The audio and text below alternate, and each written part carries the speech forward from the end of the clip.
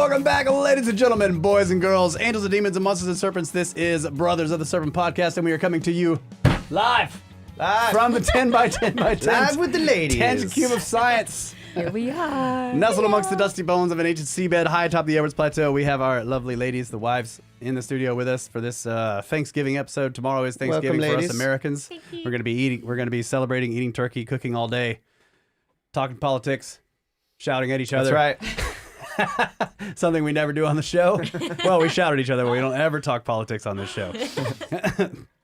So yeah, for the holidays, we often get the family in here, and this time we thought we'd bring our wives. Welcome, ladies. Thank you. Thank you for being Happy here. to be back. Yeah. And we've been needing to do a listener communications for so long. There's been something missing Yes. from the show. Yes. Hold on. Something has been missing from the show, and I've been missing it really bad. Woo! So, That's great. you guys know how the email situation between like Russ reading the emails on the show ever since the day one of the first email, which was probably like year two. He would read them on the show, and it was like this constant dialogue we had going back and forth. Well, sort of the live shows somewhat replaced that a little bit, but it's not the same. Because Yeah. we had characters developed in the emails. I mean, there was... Yeah. The guy with the fire. I already crackly forgot the fire characters. Guy. Yeah. You know what I'm saying? Roddy the Yes. Mammal. Roddy the Mammal. I miss The Roddy old man from the Scene 23. Yeah. Yeah. So we were like, we need to bring this back. And my request was like, we should at least read 2 emails every show. I agree. I concur. It's hard to do it. And then we were like, well, Russ just the other day was like, let's do listener communications. So that's a good way to sort of catch up. Maybe we'll rush through some of these. We don't want to rush. We got to slam through them. We don't want to rush. We want to give you all the time of day. Everyone needs the Well, some of them are just like we want to read it. They're making a comment. We say hell yeah, and we go to the next one. But other ones, they're asking questions. So all you emailers, I miss you. Yeah, And yeah, we miss got to you bring guys. it Me back. too. I agree. This was a like a very important part of the show, and it's been missing for a while. So this is going to be my Thanksgiving comment.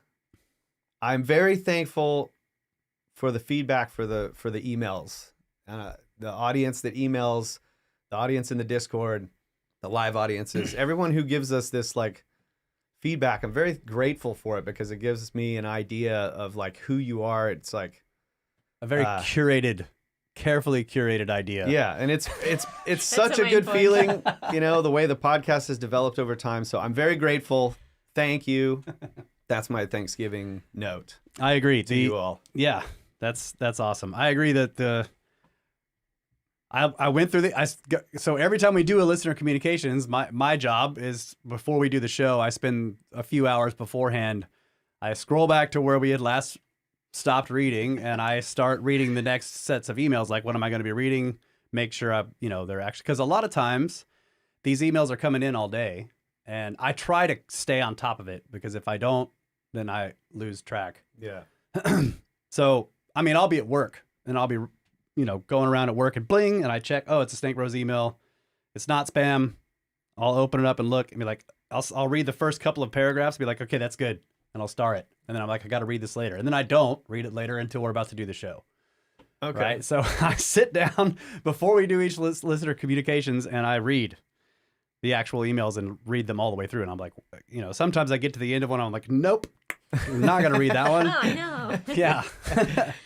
Starts out great. No. You gotta be careful about Yeah, those emails, folks. You gotta be careful. But usually when I go back, I read through, I'm like, these are all awesome. And that's what happened today. So we'll go through them. But so you're no longer only dealing with grumpy morning Russ. It could be work Russ. that's right. Yeah. He's very short on time. Yeah, it depends. Yes, that's right. Rushed. When I wake up in the morning, I check the emails. And then if they're coming in while I'm at work, I will check those too if I can. I can't always, but I try to keep on top of it. But yeah, When you wake up, I stay grumpy all day, so it's Yeah. I can prove. you're dealing, we gotta play this. It's generally grumpy Russ. you're It's dealing with grumpy Russ at any time of the day. just a grumpy man. It's grumpy Russ who wakes up and he looks at your email. Email. Doesn't look happy about it. I know. I can always tell when his reviews. Yeah. Can I take a moment to say? Yeah. Go for it. This is Thanksgiving. As Yeah. we know, we had decided a while back when we were still doing emails that I would come in on listener communications. Yeah. So I'm thankful for Aw. this sitting next to me. Stop it. So now when we do listener communications, I'm not the only one in here. What do you mean? What has It's happened not to the the show? only time. Hold on a second. He told me just one time. No, we're gonna keep doing this. I think. I don't know. We'll What? talk. What was that? Whoa! Hold on, let me mute the mics. Joking.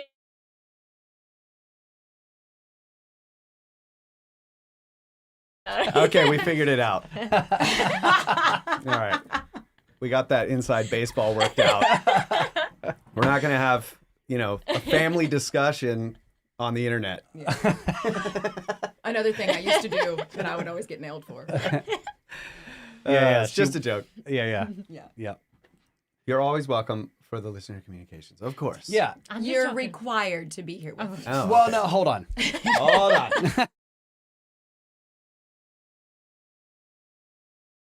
Okay. Okay, all right. We figured We got it that out. worked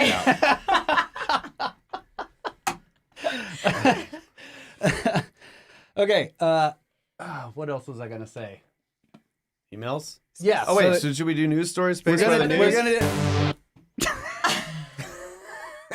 Space Weather News from spaceweather.com.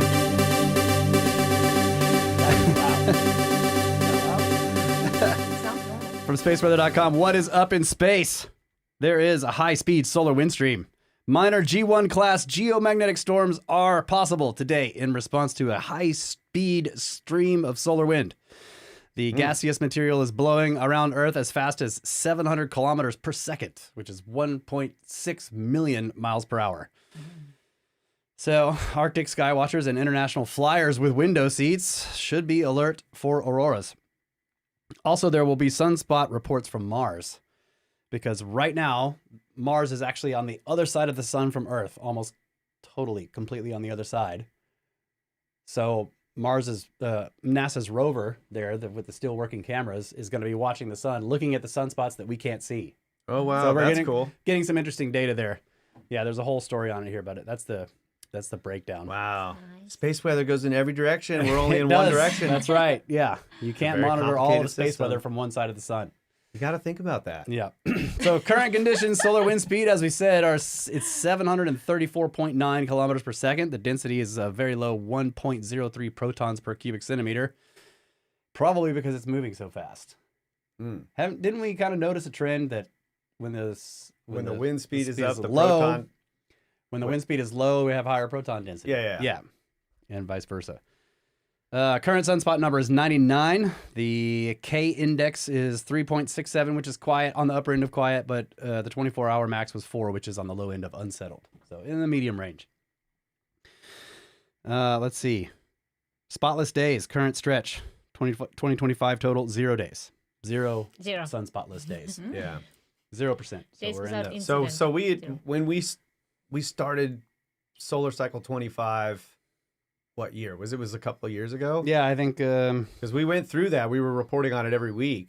2023 was Yeah. when it started. And it was like there was no sunspots. Yeah. And then slowly, as we entered cycle 25, they started coming back, and Oh. yeah, it's pretty cool. Hmm. See, we haven't done that in a long time. I forgot. I don't even know what the pattern is I don't even anymore. know what a K index is anymore. The I KP forgot index. it too. I only know this year was in This is the it's basically the fluctuation in the magnetic field, I think. Oh, Okay. Yeah. Yeah, so the magnetic field flipped in 23. The solar one. Solar magnetic field Yeah. flipped, and then, yeah. Yeah. Okay. All right, space weather done. You Thank have some news? Thank you very much. Yeah, I got one news story. Old school podcast, folks. Oh. Oh, look, they want a Snake Wife podcast. Ooh. So we're going to talk about nails. What kind of Cleopatra makeup we're doing. Yeah. I think she nailed it. Did you see her? Okay, this is a hit. You guys should Thanks. definitely do that. Yeah, Your I mean, bangs? already I'm watching. I would watch. Yeah. Let's go. We got this. Where's the bell? Anyway. Okay. Bruce, drinks for the ladies. Hey. Oh, man. Hey, today. Yeah, Bruce you're right. and Debbie. Hey, Thanks, bro. girl. Thank you, Bruce. See, he's a smart guy. Yeah, You're he a is. smart guy. Very smart man. Did you ladies get any drink? Well, you got coffee. I have What coffee do you have? and water. Empty cup. Oh, no. No. All right, well, we'll remedy that in a minute. Okay, so this is a story from a while back. I bookmarked this on X. This is from Owen Gregorian. But he's just pretty much talking about this story, and it's a good write-up. Concrete battery developed at MIT now packs 10 times the power. Mm. And I was like, did I do this on the show? I don't think I ever did. We talked about I it, have though. seen these. But this is really cool. Solid-state batteries. Yeah, so Yeah. it says improved carbon cement supercapacitors could turn the concrete around us into massive energy storage systems. Concrete already builds our world, and now it's one step closer to powering it, too. Made by combining cement, water, ultrafine carbon black with nanoscale particles, and electrolytes, electron-conducting carbon concrete creates a conductive nano network inside concrete that could enable everyday structures like walls, sidewalks, and bridges to store and release electrical energy. That's crazy. In other words, the concrete around us could one day double as giant batteries. As MIT, I do remember this now. yeah, we talked about it Yeah. a lot. Like Yeah. you, So then could I they talked to blow you. up? I think Like, I talked to suddenly you the and wall's Ben just gonna go about it. Yeah. I don't I think don't know so. if we did it on the show, but it's worth doing it again. That's really cool. So, so as MIT researchers report in a new PNAS paper, optimized electrolytes and manufacturing processes have increased the energy storage capacity of the latest, they're called EC3 supercapacitors, by an order of magnitude. So they've been doing this for a while, but they just increased it by 10 times its power storage capacity. So in 2023, storing enough energy to meet the daily needs of the average home would have required about 45 cubic meters of this concrete, roughly the amount of concrete used in a typical basement. Now with the improved electrolyte, that same task can be achieved with about 5 cubic meters, the volume of a typical basement wall. yeah. So a quote, "A key to the sustainability of concrete is the development of multifunctional concrete, which integrates functionalities like this energy storage, self-healing, and carbon sequestration." Well, we don't really need that, but anyways, concrete is already the world's most used construction material, so why not take the advantage of that scale to create other benefits? Yes, of course, let's talk more about the battery. The improved energy density was made possible by a deeper understanding of how the nanocarbon black network inside the concrete functions and interacts with electrolytes. So using focused ion beams for the sequential removal of thin layers of the EC3 material, followed by high-resolution imaging of each slice with a scanning electron microscope, the team across the EC3 hub at an MIT Concrete Sustainability Hub was able to reconstruct the conductive nano network at the highest resolution yet. This approach has allowed the team to discover that the network is essentially a fractal-like web that surrounds EC3 pores, which is what allows the electrolyte to infiltrate and for the current to flow through the system. So it's pretty cool. I don't want to go into all the technical details, but let's say this down here. A cubic meter of this version of EC3, about the size of a refrigerator, can store over 2 kilowatt hours of energy. That's about enough power to power an actual refrigerator for a day. Oh, wow. So let's see, blah, blah, blah. Let's see. Let's go. What are we? Let's talk about the future. I haven't read this story in a long time. What it cites us most. Did they hold on? Did they say that this is gonna like help carbon emission? Do they know how much carbon? They were is talking emitted? about sequestration of carbon. I don't know why they brought that up. Isn't just the making of concrete like a massive emitter of carbon? Like I don't know. Probably. source I of mean, it uses a lot of emissions? energy. Yeah. Anyway, it doesn't matter. It's just funny.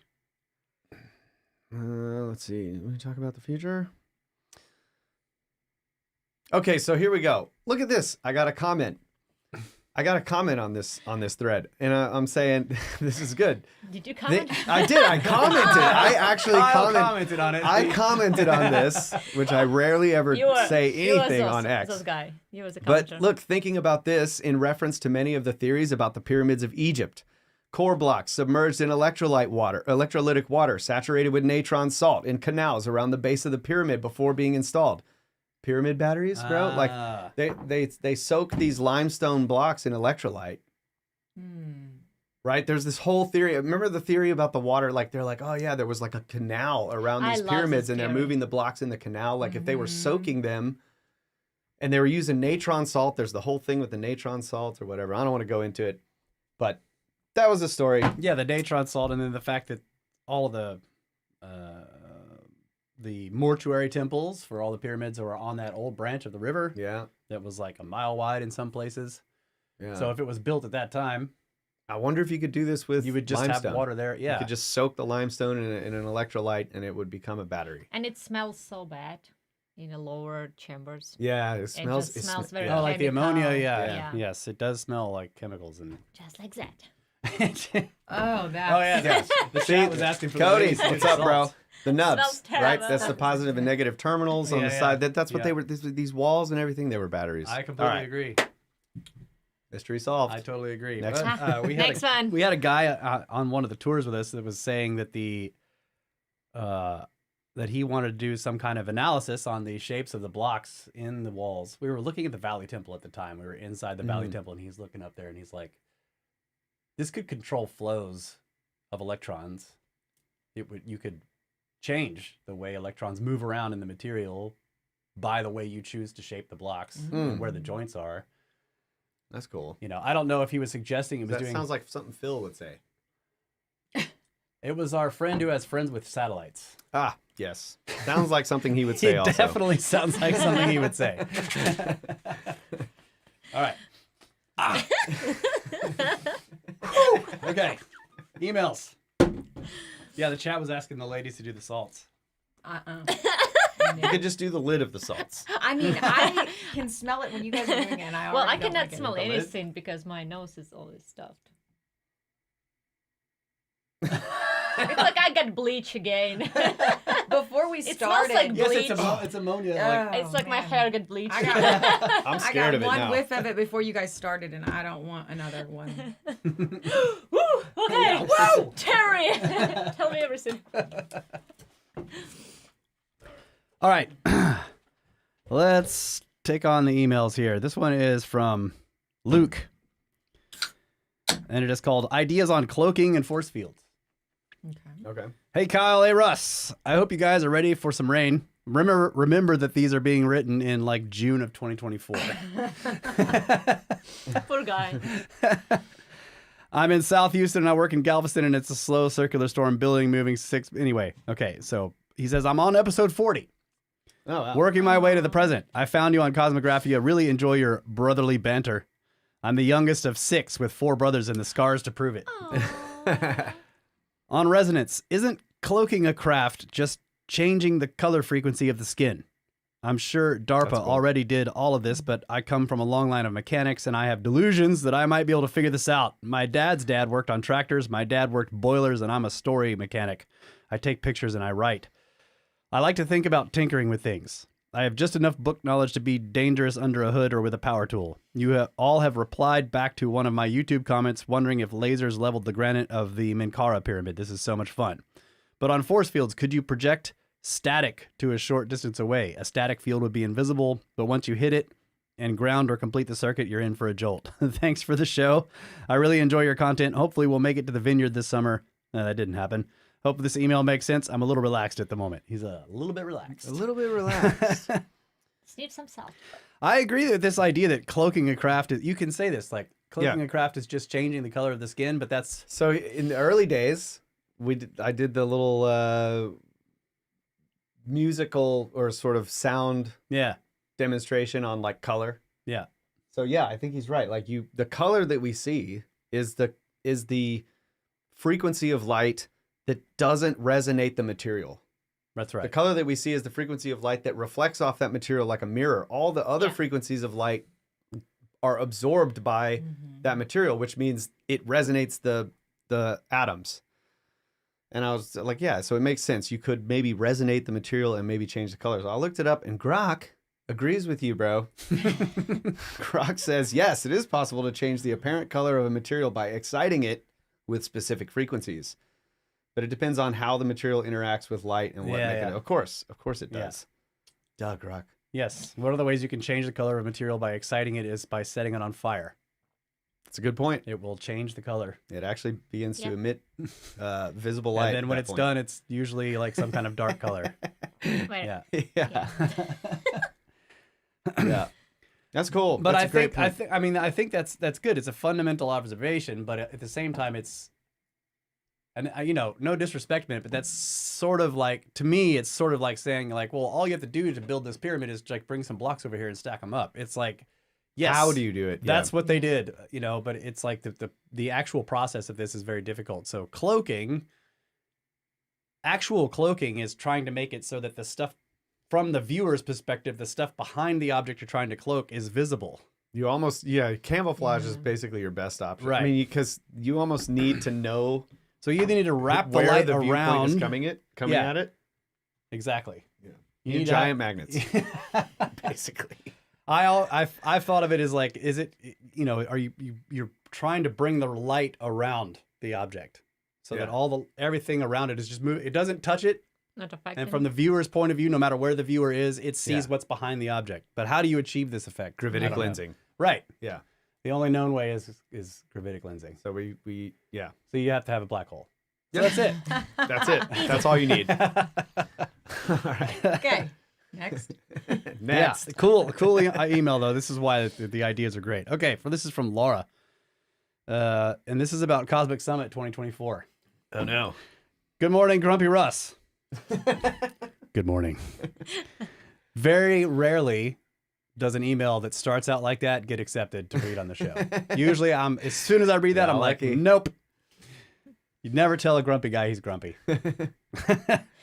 Anyway, it says, when you thanked me for supporting you all after the concert, I said that I loved you guys so much. And I realized that sounds strange. And in a way, I wanted to explain. You don't need to read on the show, but you can if you want. In the last 5 years, SnakeBros, Cosmo, and other podcasts have helped me focus on something other than all the stress and problems of a spouse with cancer and everything that involves, including being the only provider in the household working and trying to care for him through botched surgeries, chemo, radiation, and constant sickness. Yeah. Jeez.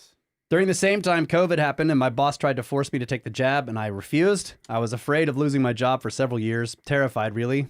I needed something to feed my soul. And just about that time, I discovered you all and found my people. Oh. It has helped me get away from all the stress and keep my brain occupied and entertained while maintaining a home and caring for a sick spouse. Also, I want to congratulate you on your engagement to sweet Elisa.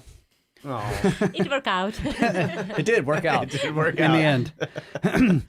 I wish you both the utmost joy and happiness, and I know you will have many great adventures together. She seems very sweet and so pretty. See, babe? And when was this one written? How old is this This one? was in Aw, in June of 2024. That's so sweet. We went because we all went to the summit. Yeah. I think she met her there. Yeah. I was thrilled to meet her and spend time with you all. I know in the future I may not be able to travel much. Mike is finally able to manage a few days with me gone, and that may not last, so I feel so grateful. Love you all from Lala C. Lala C. Lala C, we love you. Thank you so much. Oh. You're Keep great. working on that Christmas song you're learning this year, girl. Oh. She is super sweet. I'm Thank gonna- you I'm so gonna much have a for that. small That was And really good. Gonna have a yeah, small I feel for you on the situation you were in. I mean, this Yeah. is a long time ago, so anyways, we have really close friends that have been through that as well, and it's Yeah. get it. At least from the outside perspective. What do you want to say? Lucid Yogi, $20. Ben talked about you yesterday on Rogan. Please ask Randall, Jimmy, or Ben to get you on. Yeah, so Thank you, Ben. we very first much. of all, Ben. I haven't listened to the show, if you haven't listened, that was an epic episode. I but mean, so was Ben, the last one. He I was know, on, too. I know, but this one was really good. Okay, I mean, I All think right. it was the last one's trash was compared to this one. yes, total trash. Total trash. Yeah. Elisa wanted to say something. Yeah, way to step up, Ben. Your first episode by yourself with Rogan was terrible, but this one was pretty good. No, they were both This one was great, but good. this one was even. All I'm trying to say, it was even better. And they went for way longer, Cool. and they got into the sacred numbers. Oh, man. they start out Like with a the labyrinth. geometry. The labyrinth. The labyrinth. Yes. They talked about the labyrinth, but moved on from that pretty quickly. Did like a lot of sacred geometry. Went Wow. more around the world. There was a lot of Egypt talk. They discussed the Tale of Two Industries stuff. But anyway, it was really good. And yeah, they first Ben mentioned when they got into Peru, he mentioned the sort of vibrating the stones Yeah. idea, and gave Kyle credit for my idea. No one can tell you apart, guys. Don't worry. You snooze, you lose. It's not my idea. We were just given like when we were in Peru, he was like, he'd tell people like, yeah, so Kyle has this idea. And then I come to it later and be like, bro, that's my idea. And he's like, oh shit, I'm sorry. And then he tries to say it's my idea. And Kyle's like, dude, this is my idea. The point is that like, I don't know whose idea it is. I definitely talked about it. Kyle talks about it. It's my idea though. But anyway, so he mentioned you first about that, saying like, this is my, buddy Kyle from Brothers of the Serpent, and this is his idea. It was really cool. And then later he called us the Brothers of the Construction Guys, which was fine. That's my favorite. That's a good name. You know, I agree. That's a he's good talking name. really fast. The podcast name is so long that he got bored halfway through saying it. Yeah. And then he just tells Rogan like they're construction guys. And so they had this idea on how the pyramids were built. We should just start a channel called Construction Guys. Yeah, that's what Elisa said. She's like, this is what you should call the new channel. Construction guys. Yep. That's cool. Well, thank you, Ben. That's awesome. Yeah, really appreciate that, bro. It's probably Kyle's idea. It was really nice of him. And he referenced, Chuck got a shout out. Yep. Oh, guys. Chuck, We Chuck. love you, Chuck. Chuck the Uncle fake Chucky. geologist. Uncle Chucky. Yeah, so it was good. He was, they were talking about all of the greats. John Anthony West and Robert Schock and like all this stuff. So to be mentioned amongst these, these giants in the field was really cool. So That's awesome. Oh man, as for you honored us, bro. Thank you so much. As for asking to get on the show, this is not something we would ever do. No. It will happen naturally or it won't. Right? Yeah. But I'm not gonna go knocking on doors or whatever. And I'm definitely I wouldn't ask Ben to get us on. That's just not how we operate. I agree, and I wouldn't expect If that it will either. happen, it will happen the way it's supposed to. But I really appreciate it. I know that a lot of you want to see us on Rogan, and we would love to go, but I'm not going to try to force it. Yeah. So thank you guys. Yeah. Yeah. Appreciate it. Yeah. And thank you for the donation. Very much. Okay, next email. This is from Paul. And it's called Hat. Dear SnakeBros, like many others before me, I found you guys through Randall and Cosmographia. I thoroughly enjoy the material and alternative perspective you provide on your podcast. I am an avid listener and occasional Discord lurker. What prompts my email, however, is the awesome hat I recently received. I was not necessarily in the market for a new hat, but your cool logo on a high-quality Richardson 112 was a must-have. All right. I think I know a little bit about that. Some standard model consensus reality people believe Brothers of the Serpent to be some kind of goth metal band. So wearing it in public gives me a chance to evangelize about you guys and your tales of Atlantis, pyramids, comets, colliding planets, giants, and dolmen-dwelling butt-flap dudes who built cyclopean monuments from impossible blocks. That's great, dude. What a good sentence. You have given me the resources to shred the stacks of assumptions they have been indoctrinated to by the scriptards. So thank you. Wow, he uses all the vernacular. Yes, That was exactly. awesome. He knows This bro- material. He This did his bro would homework. pass the gate. Yeah, he would. Best regards and snakes from Paul. Thanks, buddy. Thank you, Paul. That was an excellent email. He just lists all the freaking Yeah. terms. That was great. Okay, this is a good one. Question for podcast from James. Says, hello, curious to get your take on religion and spirituality. Do you guys ascribe to a particular belief system? Do you practice any rituals? What are your general thoughts on the topic? When I was younger, I was Christian. I grew away from it as I got older. Over the last few years, I've been feeling a desire to get back into some kind of practice. The problem is I can't just start believing in something, putting aside all the logical contradictions and doubt that come with most practices, as well as the inability to prove any of it is real. At the same time, I can't deny the pull to want to connect with something higher and a feeling there's more to this existence than atoms smashing into each other. At the moment, I'm in the agnostic camp, but I feel a pull to the deist camp. Not sure how to go about it. So what are your thoughts on it? Thank you, from James. Man. A little late, James, but we will give you our thoughts. So, I mean, one way to look at it is the purpose of a ritual is more or less to like it's for your own centering or your own calmness of mind or something that gets you in like this maybe spiritual state to be a little bit more aware or a little bit more awake to the possibility of communicating with the divine. Like it's not, I mean, so what I'm getting at is you don't have to believe exactly what the doctrine says to engage in a ritual, like going to church, like going to mass or something like that, and just going through the steps. If it makes, like, try it, go to mass, go to a church and see how it feels, because it's all about feeling, right? If you do this ritual and it feels good, you don't have to subscribe to every aspect of the teaching, but if you just go through the steps, like maybe you calm yourself, maybe you're not thinking about a bunch of bullshit, and maybe you open yourself up a little bit more to connecting to the spirit world. Maybe the ritual you create yourself, maybe it's some quiet time or some meditation in the morning where you just sit and look at the sunrise quietly, don't look at your phone. I mean, I think that there's a lot of room here for engaging in some kind of practice to maybe just open yourself up a little bit more.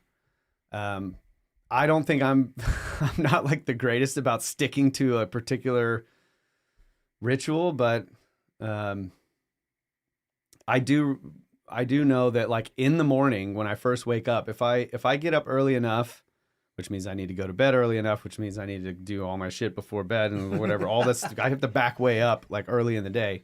But if I do that and I get up early enough, making the coffee quietly in the morning before the kids get up, go sit on the floor in the living room, stretch, just calm, like that's great. And it definitely helps my mental state. And sort of another one for me would be like working on music, like coming out into the studio, just focusing, playing the guitar or something like that. Any type of, like, almost like a ritual, like just sit down, play the guitar quietly with nothing in the way. It kind of opens you up to something. I don't know what that is. Maybe the muse, maybe however you want to look at it. So I would encourage you to just do it. I agree with that. Was really well said. I agree with all of that. Really, to hone in on just the mindfulness, whatever it is that you're doing, blocking everything else out and just being very mindful of whatever you're doing. I just recently read a book called The Living Christ, The Living Buddha. The book just basically went through a little bit of Buddhism, a little bit of Christianity, and just how there's a lot of similarities that you can find in there. But mostly it just pointed back to mindfulness, no matter what you're doing. And I love what you're saying about going and sitting in mass, even if you're not like hook, line, and sinker, everything that the Catholic Church is saying, I'm all for. I mean, yeah. I'm not, but I still go in there. I still send the kids with, your parents some. And it is nice to just kind of sit in there and be. So yeah. Well, but what's this other, you've been doing this other thing where you're like, you were telling me, like, I just need to do this every day. Like, just sit. You have this whole thing where you just kind of like sit there on the floor and like look out the window in the morning. Yeah, just stretching or just a little bit of meditating. I mean, it's not like I'm a pro at meditating, but it's just simply being calm and still. Reading a book even makes me, when I first, I started recently saying, okay, I'm going to read 10 books a year. And when I first started, I would start reading the book and then I would think of something I had to get up and go do. And then I'd be like, no, I have to stay right here and I have to read. I can't do anything else. So I think it's just what you're saying is what we're talking about. Yeah. Okay. Any thoughts? I might just screw the spotty a little bit. Maybe I shouldn't say anything. Heathen. Yo, heathen. I have one. I had a downfall of my religious self, 5 years ago. And then I would say 2-3 years ago, it's actually picked up and become more stronger than it used to be. Mm-hmm. And very recently, like few months ago, I was specifically, like, I was out of nowhere seeing books, seeing videos, seeing articles about spiritualism versus religions. Mm-hmm. And what I started thinking about is how how to phrase it without not that if you believe in God, if you believe in a good power of this world, you also believe in evil part of this world, on a demon, Lucifer, whatever. And there is a thought that any other kind of spiritual activities, it's always from the other side. And I start to think about that you should be very careful how you call all this self-meditation times Yes. and everything, Yeah. because any ritual you perform actually has a power you put in it, and what's the word? Something to listen to you. And you Yes. need to be very careful who is listening to you. Yeah, you're like turning a light on in the darkness, and it can be. Yeah, so don't do a seance to the god Pan, for Yeah. example. Like, that's dangerous. But I do Perhaps. agree with you. Another book I read one time was about rituals. Yes. I totally agree. I did make a joke about Yeah. that, Yeah. but seriously, like, I agree with what you're saying, and so, you know, to the emailer who was raised Christian, like, you know, the rituals, you know what I mean? Like, you know what I mean? He's learned like the Basic. Christian doctrine. So it's like, I'm not saying to go draw a pentagram on the floor and light some candles and I'm just whatever. saying and all for that. everyone who has this feeling that he's looking for something and he doesn't know Yeah, where you can to open start. yourself up. Yeah. Just be very careful where you open into, and just get the Bible. It's just my personal takes. Just and read it. Okay. And That's cool. do not Fair enough. go. That's again my very, very personal. Be risk averse. Be careful. Be careful. Yes. Sorry. So this English fluent speakers. But to the ritual point, though, a little bit off, but a little bit on same topic. One of the books that I read about rituals, the things that you continued, mind over matter. There is kind of something to this. I think I've told this maybe on the podcast before, but this guy followed people around and the walking on coals ritual that people do around the world. Firewalking. Firewalking, or bed of coals. Yeah. Yeah. He hooked them up, put some sensors on them, and when they went through and did their thing, the body reacted as though it was on drugs, but it wasn't on drugs. The point of Yeah. the whole book just being that what you're doing in your mind regularly will also take on physical feelings. And Yeah. So Yeah, the drugs are bad. Scott Adams talks about the mind and the body, like, or the brain and the body, like, it's the same thing. Yes. So if you're treating your body badly, your mind is not going to be very healthy either. Yeah. Right. You're going to have, it's they're together. Like, we talk about this too. Like, how is this, even if you believe in a soul, it's connected. And to if you're this- always thinking negative and shitty thoughts, it's going to affect it's your going to body. affect your body. You're going to Yeah. become, Yeah. it's, they're sort of one and the same. So Yeah. there's loose guidelines there, right? There's like a healthy way of thinking. There's a healthy way of treating your body. And I think a ritual is good for that. Like, you come up with a good ritual.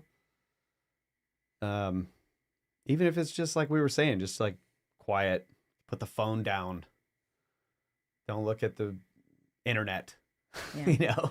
I just want to say one more thing to the writer of the email. It's okay if you go and poke around and find other things. I mean, don't go poking around Satan's playground, but it's okay if you go and look around for other things and then you kind of find your way back to a different version of Christianity in your mind or whatever. I think it's all okay. You just need to be mindful. Cool.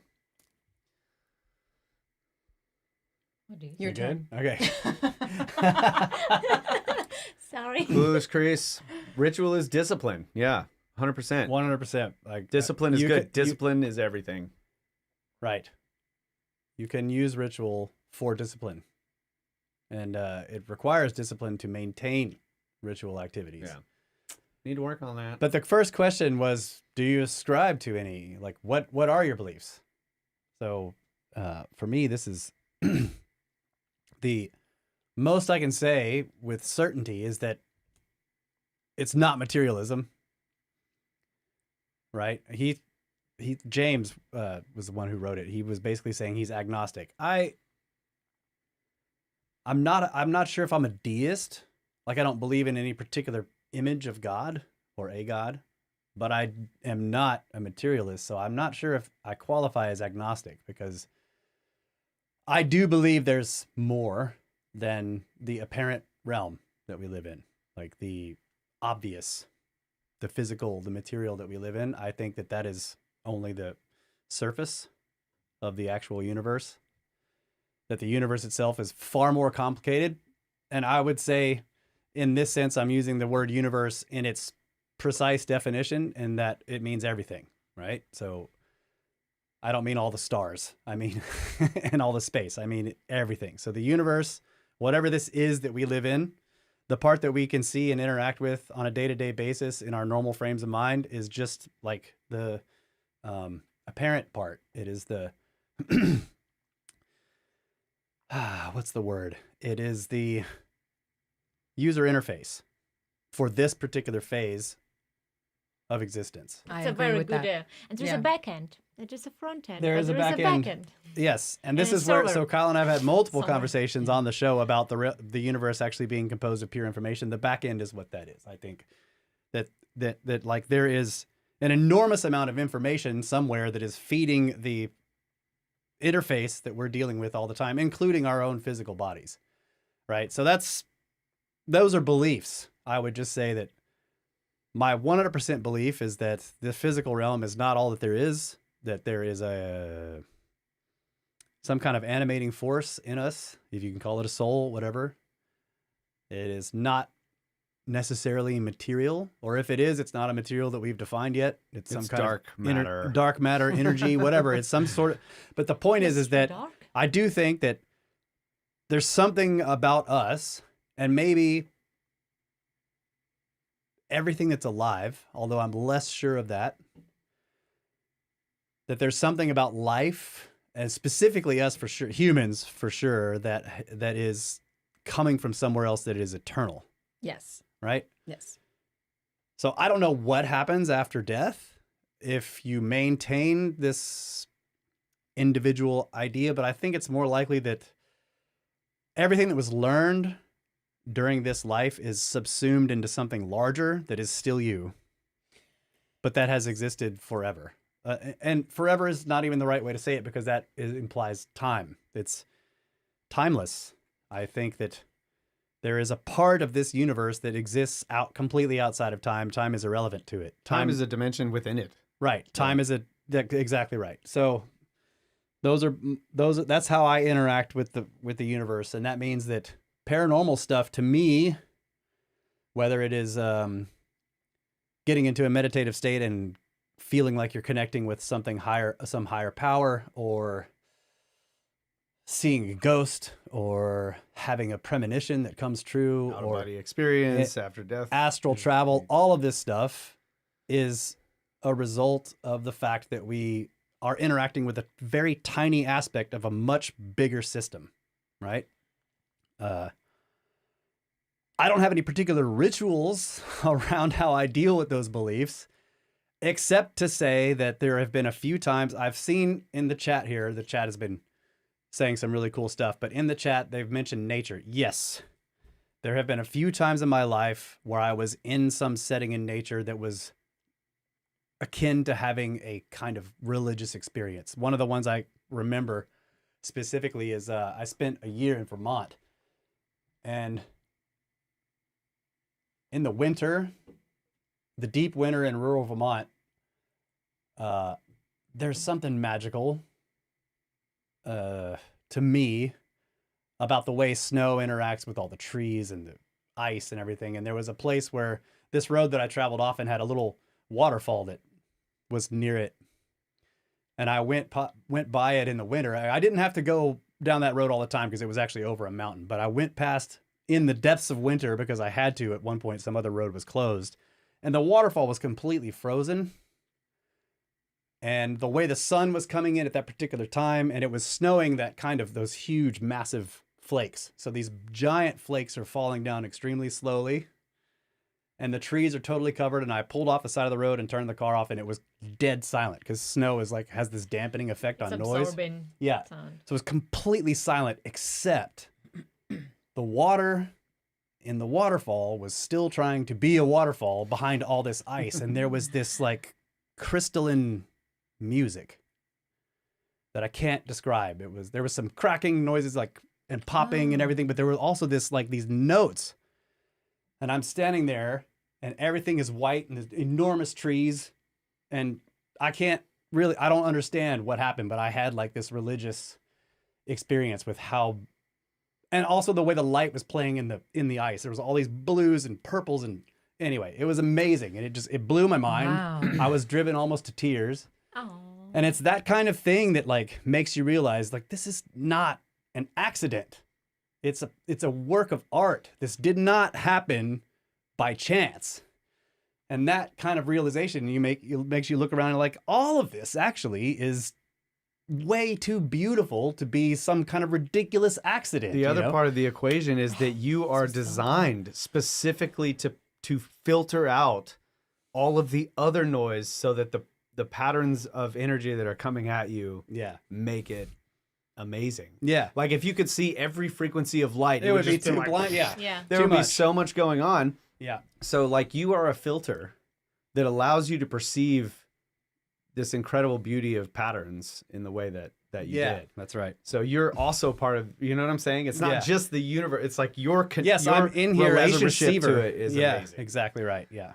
I would just point out one comment earlier was saying, you know, you can't believe how people that look into ancient mysteries can still believe in Christianity. Well, like Christianity is somewhat of a continuation of beliefs or systems or They told an old story in a new way. yeah, telling stories Yeah. since the beginning of everything that we know in ancient history that has writing. So it's like, it's not, you know, Christianity really is connected all the way through everything that we know of from writing of all ancient history. So I don't think that's, I think look more deeply into Christianity, in my opinion. There is the And same I- serpent, the same snake, Yeah. the same story about knowledge being hidden and Yeah. someone touch it without permission. Yeah. The other That's thing I right. would say about what you just talked about is part of maybe not ritual is the wrong word, but it's like take the time to notice the universe, right? Even if it's going out somewhere and just looking at the stars for a while, like away from the city, or just going to some beautiful place in nature and just, like Laura says, just being there and just totally just being. be there. Mm-hmm. Don't get involved in your phone or whatever. Don't go with anybody else. You know, that our connection to the universe, our experience of what is around us is, we are specifically, if you want to go down this route, designed to feel the universe in a certain way. Like, go do that. You know, don't surround yourself with man-made creations all the time. Yeah. Wow. If I had to go listen to a sermon, I wish it was like that. Seriously, I don't know if anybody's been to a Baptist church, but you know how they're like people in the crowd are like, yeah, pray, you know, I had to like hold myself back. That was really good. Thank you. But you made the point, I think, is which you just stopped and got out and noticed that. You spent time there Yeah.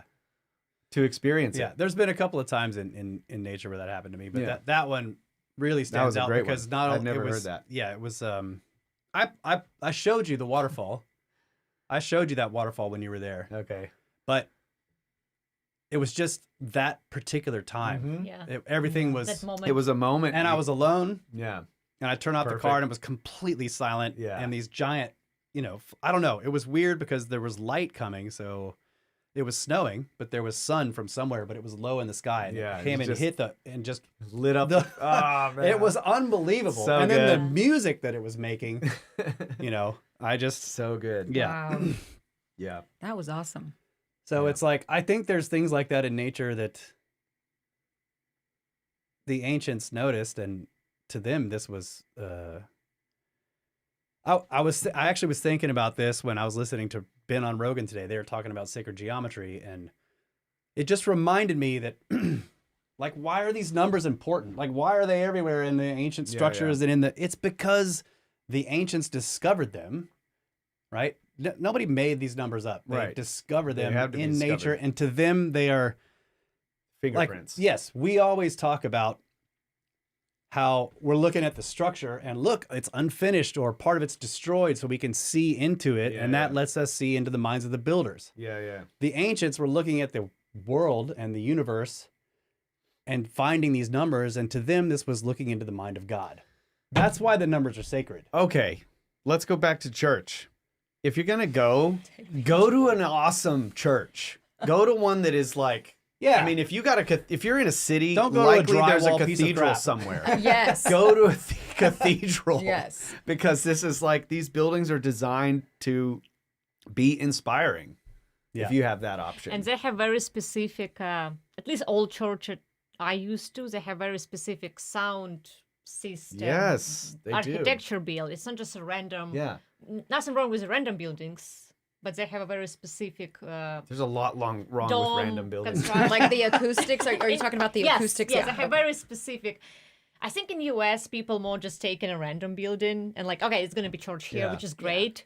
But there's like old. Yeah, or they specifically build it, but it's not a cathedral. It's like yeah, but they used to yeah. build it in a very specific way. Yes, so this is the what I'm sound talking about. resonates in a Yes. dome. Go to like Yes. the and you best. have a lightning. Remember the The one in oldest- Orvieto in Italy when we Yeah. yeah, Beautiful. Orvieto. So that this is what one. I'm saying. Like Randall talks about this too. These buildings were designed by according to the same numbers and ideas that go as far back in history as we can find. The Masons perhaps were one order that preserved these ideas. They kept them as a guild. They intentionally built things in this way. This is the whole idea of like the grand architect with the freaking compass looking down. So as above, so below. We're building this structure to mimic the universe in some way, to mimic the fingerprints of God. Right? That's a good place to go. Even if there's no mass, just go in there. Sit Yeah. down. Yes, the building itself is a It's a pretty- testament to the Yes. universe and the mind of the creator. That's Yeah. the idea. Whatever the creator is, it doesn't matter, right? This is how I view it. I also grew up Christian, obviously, but what I've done over the years especially with studying all this stuff is I've tried to strip away like all of the layers that get put onto this idea of a God until I'm just down to like, okay, the universe is not an accident. I don't know what that means in terms of creation of the universe, but all I would say is I don't think it's an accident, and I think that the universe is a much larger system. So that's as far as I can go with my beliefs because I haven't really attached anything else to it because I don't know enough. Right? I have definitely felt an interaction with, like, for example, with DMT. There was an interaction there with it felt like an interaction with some kind of entity that was sort of gleefully showing me things in a sort of like, let me unfold all of these. It was like, oh, look, here's the world you think you understand. Let me unfold it into a million different impossible directions. And what I took out of that was, okay, the universe has far more depth than I can see. There's many more ways that you can turn 90 degrees than the 3 that we know of. In other words, there's more dimensions, but we exist in 3 plus some time. But I think there's more than that.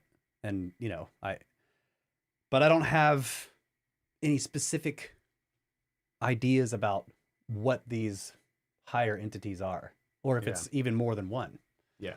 I don't know. I don't even know if that even matters. Like counting, it might actually just be one thing that isn't it's not like, you can't even call it a single entity, but it also isn't multiple ones.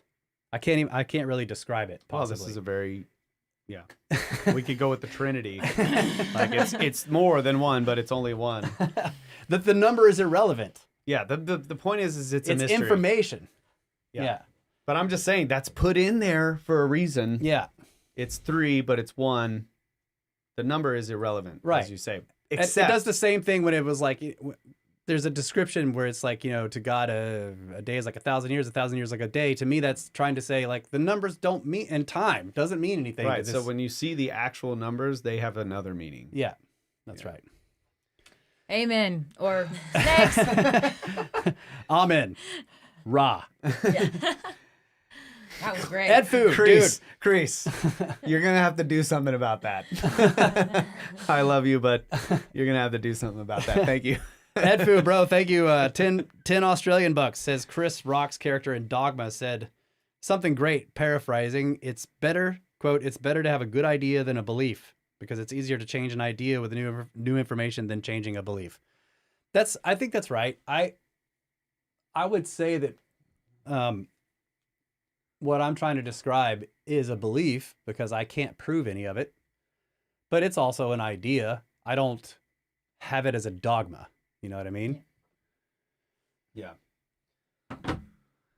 I think you can believe something and find out that it's Until wrong new information and shows up. change your Yeah. belief. I think what he was trying to say basically is like, don't be dogmatic in Yeah. your beliefs. Right? So, yeah, I see you guys are all having Reese. a lot of fun with Is the. there Thanks, Reese. 7 about that? Yeah. You're having a lot of When fun they- with when they the back channel. with the topic. Let's Look at what listen. we just sorry, yeah. Number 7's pretty We good. will do some stuff on. Sorry, I'm sorry. Go ahead. I don't know what's going This on. is the best podcast I've literally ever been a part of. I am so happy right now. It is a lot of fun. Thank you. I think Kyle and Yusuf specifically have been, and I've been tangential to this, but Kyle and Yusuf have been talking a lot about the story of Osiris, and we've mentioned it on the show a little bit, but maybe we'll do something in more detail at some point. I But am working on it. I'm gonna make a video. yeah, one of you said We're making a Jesus is video. the son, not a real person. Jesus is the Osiris story. Yeah. Right. There's multiple things. It's multiple things, but It's yes, it's the multi-layered. sun. Sometimes it's the moon. It's very cosmic. Yeah. It's also human. It's also a human story. It's also Yeah. so it's deity, it's human, it's the universe, it's a lot of things. yeah, I think they're supposed to relate to us, and so that we become like you think about this. this When is you're why a we only kid- get through 3 emails. when you're a per- kid This is and you so hear good. these stories like okay, let me talk to my 5-year-old about like giant burning balls of mass in outer space that are doing all this kind of stuff, and like let me show you how like we're actually on a ball and it's spinning. This is difficult, but if we personify these things and we give them character and we tell a cool story and we keep telling them, they're like, wow, that's cool. So you can start there. And by the time they're older and they get through a little bit of initiation and become a man, they can realize at some point, they can have their own realization. It's like you can't, this whole thing, you can't lead a horse to water or whatever it is. Yeah. Something like that. Forget the phrase exactly. You can lead a horse to water, but you can't make him drink. There you go. You can't. You can totally lead them to water. I just did it completely wrong. You That's all right. should actually. It's great. Yeah, you should lead a horse to should lead water. Okay. That's a great analogy because you start out telling them this story and then they find it out on their own that it's something else, that it's something deeper That's the and point. maybe something more true. That's the Yeah. point. You don't hammer it into them. That's dogma. Right. When you're hammering all this stuff into them, like we are doing right now in the university system, and you're saying, this is exactly how the universe works. We know, here's what all the stuff is inside of everything, and this is the way it all functions. Oh, wait, we have this giant problem where when we start looking at it more deeply, it doesn't function anything like we said it functioned, but we're going to stick with the model. This is Yeah. exactly how the universe works. We've got 2 totally different models. Don't listen to this one because it's too complicated for the plebes. Yeah. You can keep this one. Yeah. I'm talking about modern physics at the moment, but the point is that is what we're doing with teaching about the universe in the school system. We're teaching a dogma. Whereas if you personify these forces and these things in the heavens, you personify these aspects of the universe and you teach children, by the time they're old enough to figure things out on their own, they might actually gain the knowledge for themselves. And then that's going to spur them on to I think, greater things. Like, I don't know. I think it's all part of the same deal. We're teaching a human story that can become a cosmic story, that can become about the universe, that can become a lot of different things. So it's I don't think, I don't know. Anyway, I think I'll stop there. Good. No, you're right. Before I There repeat are myself some, again. I mean, this whole time I've been thinking of, there's quite a few ideas that I have on this, but I'm just like, no, it's too hard to talk about it. It's too complicated and I can't articulate it. I never have been able to, you know. I feel the same way. Like I haven't been able to, but what you just did, I was like, yes, this is. I wish I could say it all just like this. I'm sorry. Now that it's been recorded, I'm gonna play it back and I'm gonna be like, how do I save this next time I need to talk about it? But there's like this concept. Now I'm going to try to do it. There's a concept of Do it. I'm talking about something that there's a resonance in the really large structures that we can see in the universe. Mm-hmm. And these interact with us even though we're like a tiny, like minuscule speck in that system. In the same way that like this table has many trillions of electrons in it, right? Lots of electrons, to the point to where any individual electron, you can basically say, well, I mean, it doesn't matter what that electron is doing because it's really a part of this giant system. Well, it does matter, because that particular electron is actually affected by everything that happens with this table. The fact that there's stuff sitting on it, all this crap is here. That electron may have no idea that these are here, right? That this thing is here or that this stuff is here. But I can smell them. But His teeth got to be straight. every time I I'm pick this joking. up and put it down, Yeah. energy goes through the table and changes the one of my state of all teeth. the electrons in a tiny way, right? So I'm saying that the whole universe is like this. It's all connected through some kind of information system that I can't explain because I don't understand it, right? It's the same with us. Like now I'm a gigantic collection of electrons and protons and neutrons as well, but that's beside what I mean is like, I'm like the electron in this table in the universe. That the fact that I'm in a universe means that I'm affected by cosmic things. Yeah. And I have no idea what that cosmic stuff is. We don't. We're still looking out with we keep getting better and better telescopes, and we're looking out and find, oh, look at this pattern. Look at this superstructure out here. Look how this is bending light around it. Oh, we're finding these things out. But those things have been happening Yeah. the whole time, and they affect things, you know? Like, I guess one analogy I can give is when I found out that quite often, actually most of the time I think is the idea now, cloud cover, especially storm cells, are caused by cosmic rays. Yeah. They're caused by cosmic rays. The amount of cloud cover on the Earth has to do with how many cosmic rays are impacting Yeah, so the the next atmosphere. time you get rained out, just blame a supernova. Right. Yep. It was a Okay. supernova that happened a million years ago. Okay, I see. And now it's gone. God dang it. Another star exploded like Right. And so this is 10 another million years ago. This and can screwed cause my Yep. concert. This can cause a religious experience. Somebody in the chat mentioned go out on your porch during a storm. Yes, and look at that lightning coming down and be like, that is from a star that exploded who knows how long ago. The only reason that crazy. shit is happening is because we exist in this gigantic cosmic net or web. And everything is connected. And these tiny chunks of atoms are flying out of a star that exploded at 99.999% of the speed of light, and they hit our atmosphere, and the next thing you know, there's a bolt of lightning hitting your house. They run into a bunch This of is pieces crazy. of air, like molecules of air. Yeah. Yep.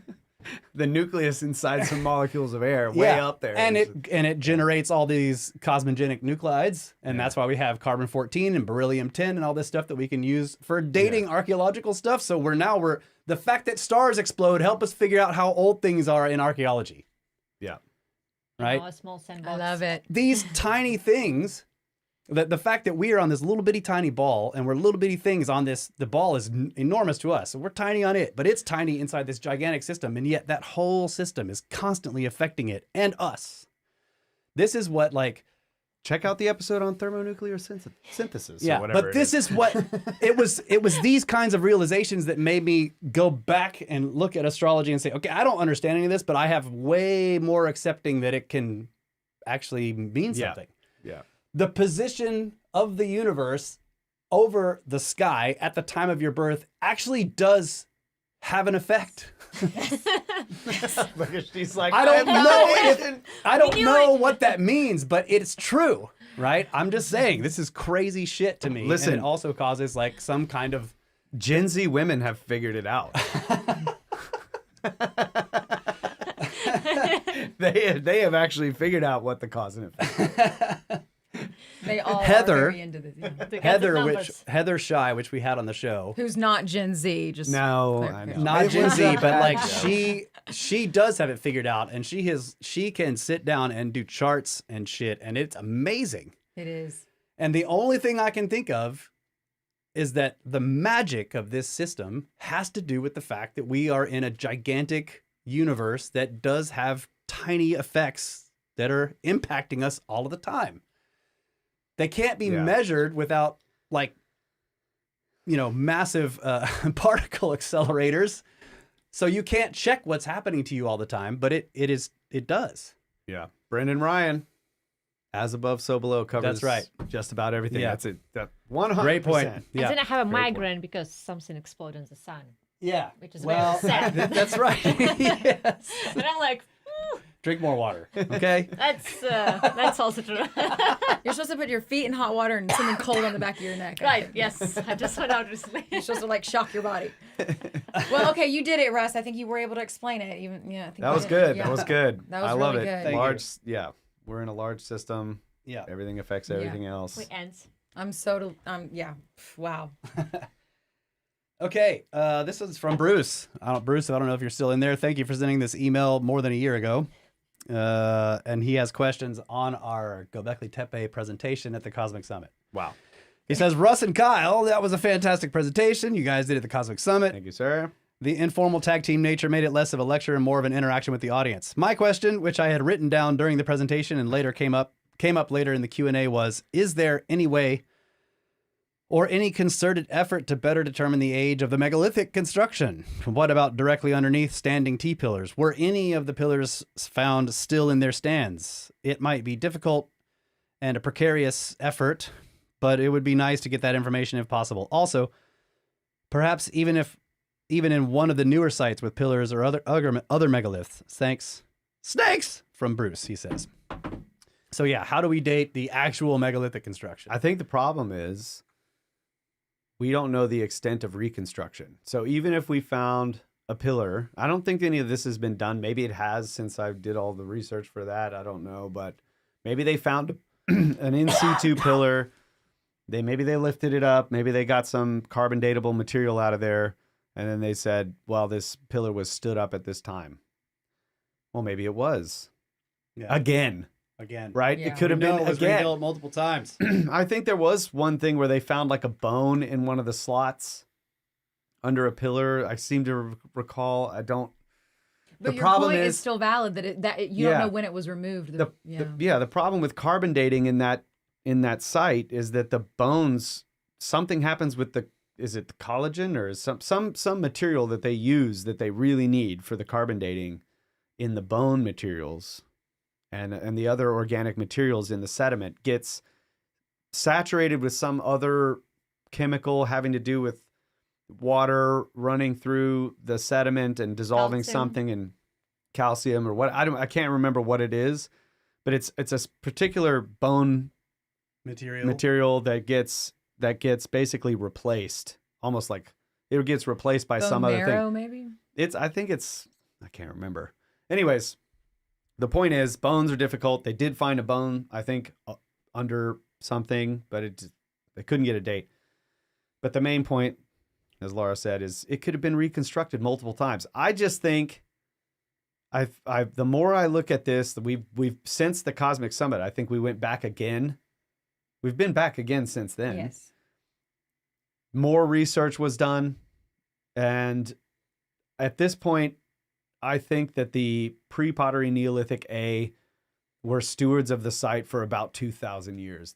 Which is incredible. I don't think that they built the megalithic site. I think there's very little evidence that That's why there's such a giant mound there. There's a huge mound because they were They there. lived there for 2,000 years. And they originally they were saying they weren't domiciles, all this kind of stuff. Well, there were domiciles at Göbekli Tepe. It's not a great place to live, but they did make themselves some places to live, even though they had to go way down for water and all that kind of stuff. They did it at Karahan Tepe. I think what's going on is they found these sites, they revered them. Maybe they were even charged with protecting them and keeping them, keeping the memory alive, keeping the symbology going, keeping whatever story they were telling themselves. Maybe they ritualized it. I don't know. But for 2,000 years, they kept these things up, which is kind of like you think about a cathedral. You know, some of these cathedrals we've been renovating and using like consistently for 1,500 years, 1,000 years, some of them. Is that right? There was 600 AD. Yeah. These Gothic cathedrals. So it's like, we're doing it. I think that's what they did. I think so too. They dug them up multiple times because they would live up there and they would build that.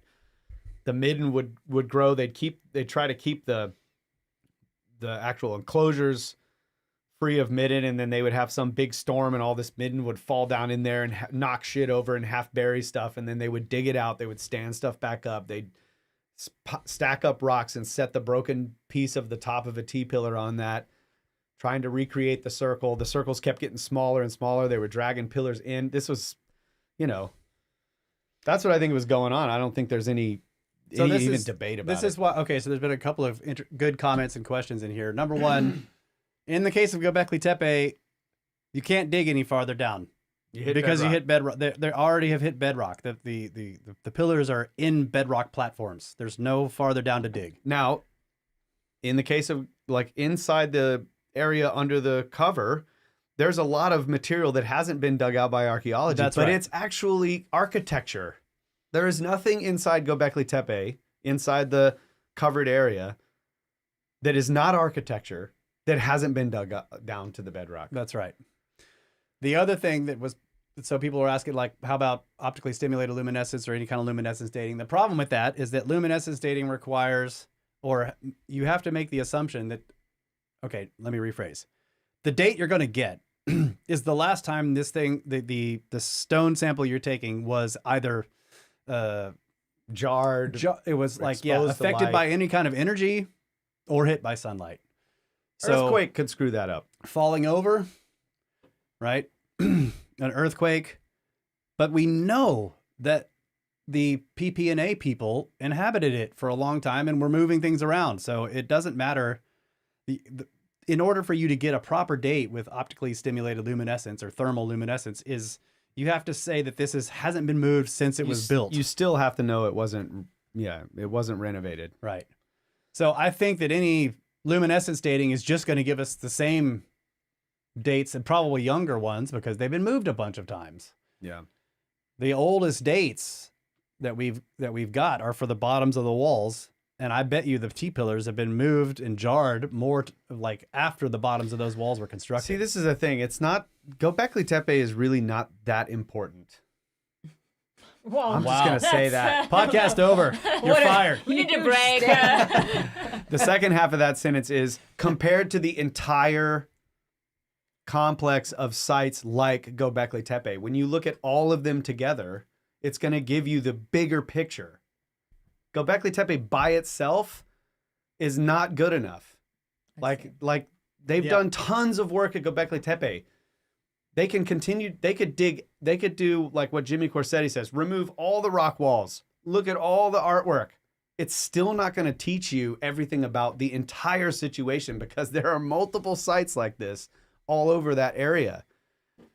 They go all the way down into the southern Sinai. Yeah. Those places haven't been touched since like the 30s. Yeah, and there's a giant... They were found before Göbekli Tepe, and they have been since like abandoned. They're not archaeological sites anymore. Yeah. Okay, so my point is, you have to look at the bigger picture to really figure out what was going on, or to get the best information, in my opinion. So Cortic tepe is like 1,000 to 2,000 years older than Göbekli Tepe. Yeah. I mean, come on, like that. 1 to 2,000 years oldest date. It's pre end of Younger Dryas. It's 14,000 years old. Yeah. So they need to study that more, right? But back to the original question, which is, can we actually date the megaliths? No, unfortunately. Yeah, unfortunately, no. No. But if we get enough context, we might be able to. Like, for example, we might be able to say, like, let's say they study Cortic Tepe, they study, and it keeps going back, and they find other sites where they're getting older and older dates with the same iconography, same type of construction.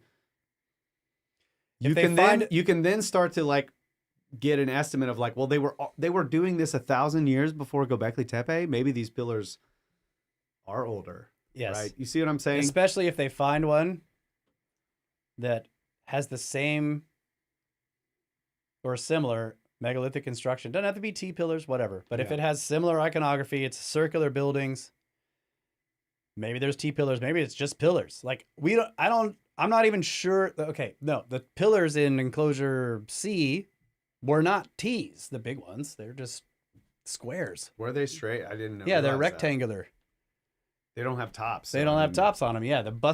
but the at least I think the reconstruction ones, they're not T-shaped at the top. But the point I'm trying to make is that it doesn't matter. But if they can find one that doesn't have a giant midden pile around it, in other words, That it would be hasn't been insane. disturbed since it was put up. No one lived there. They Basically, put it up they'd and be left. all fallen over, and then there would be like just Yeah. sediment on top of it. Right. It's buried by nature. Yeah, that would be. And there's incredible. no living materials around it. That would give us the closest possibility of dating the actual megalithic construction. Right. When you go into the Southern Sinai, I mean, it's possible because that place is just like sand. They're buried in sand. Yeah. Yeah. It's a very different environment. Yeah. Than in that area of dry. Turkey. Very dry. So it's not going to be inundated by tons of Oh, Bruce is here. Good. water, glad, man. whatever. Anyway, Glad we finally answered this question like a year and a half later. Sorry. thanks, man. Sorry for the long wait. Well, I just realized if I ever do run into a real alien, what I'm going to ask. I had never thought about it before, but we should ask questions about the megalithic stuff all around Oh, the yeah. world. Yeah. Oh, did you guys? It just now hit me. Did you guys?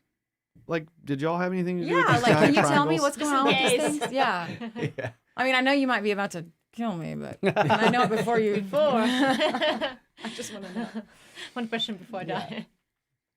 I think if I got to ask an alien one question, I would be like, can I have your ship? That's a good one. I would like, can I have your DNA? You want their DNA? I want to have your DNA. Wow. Wow.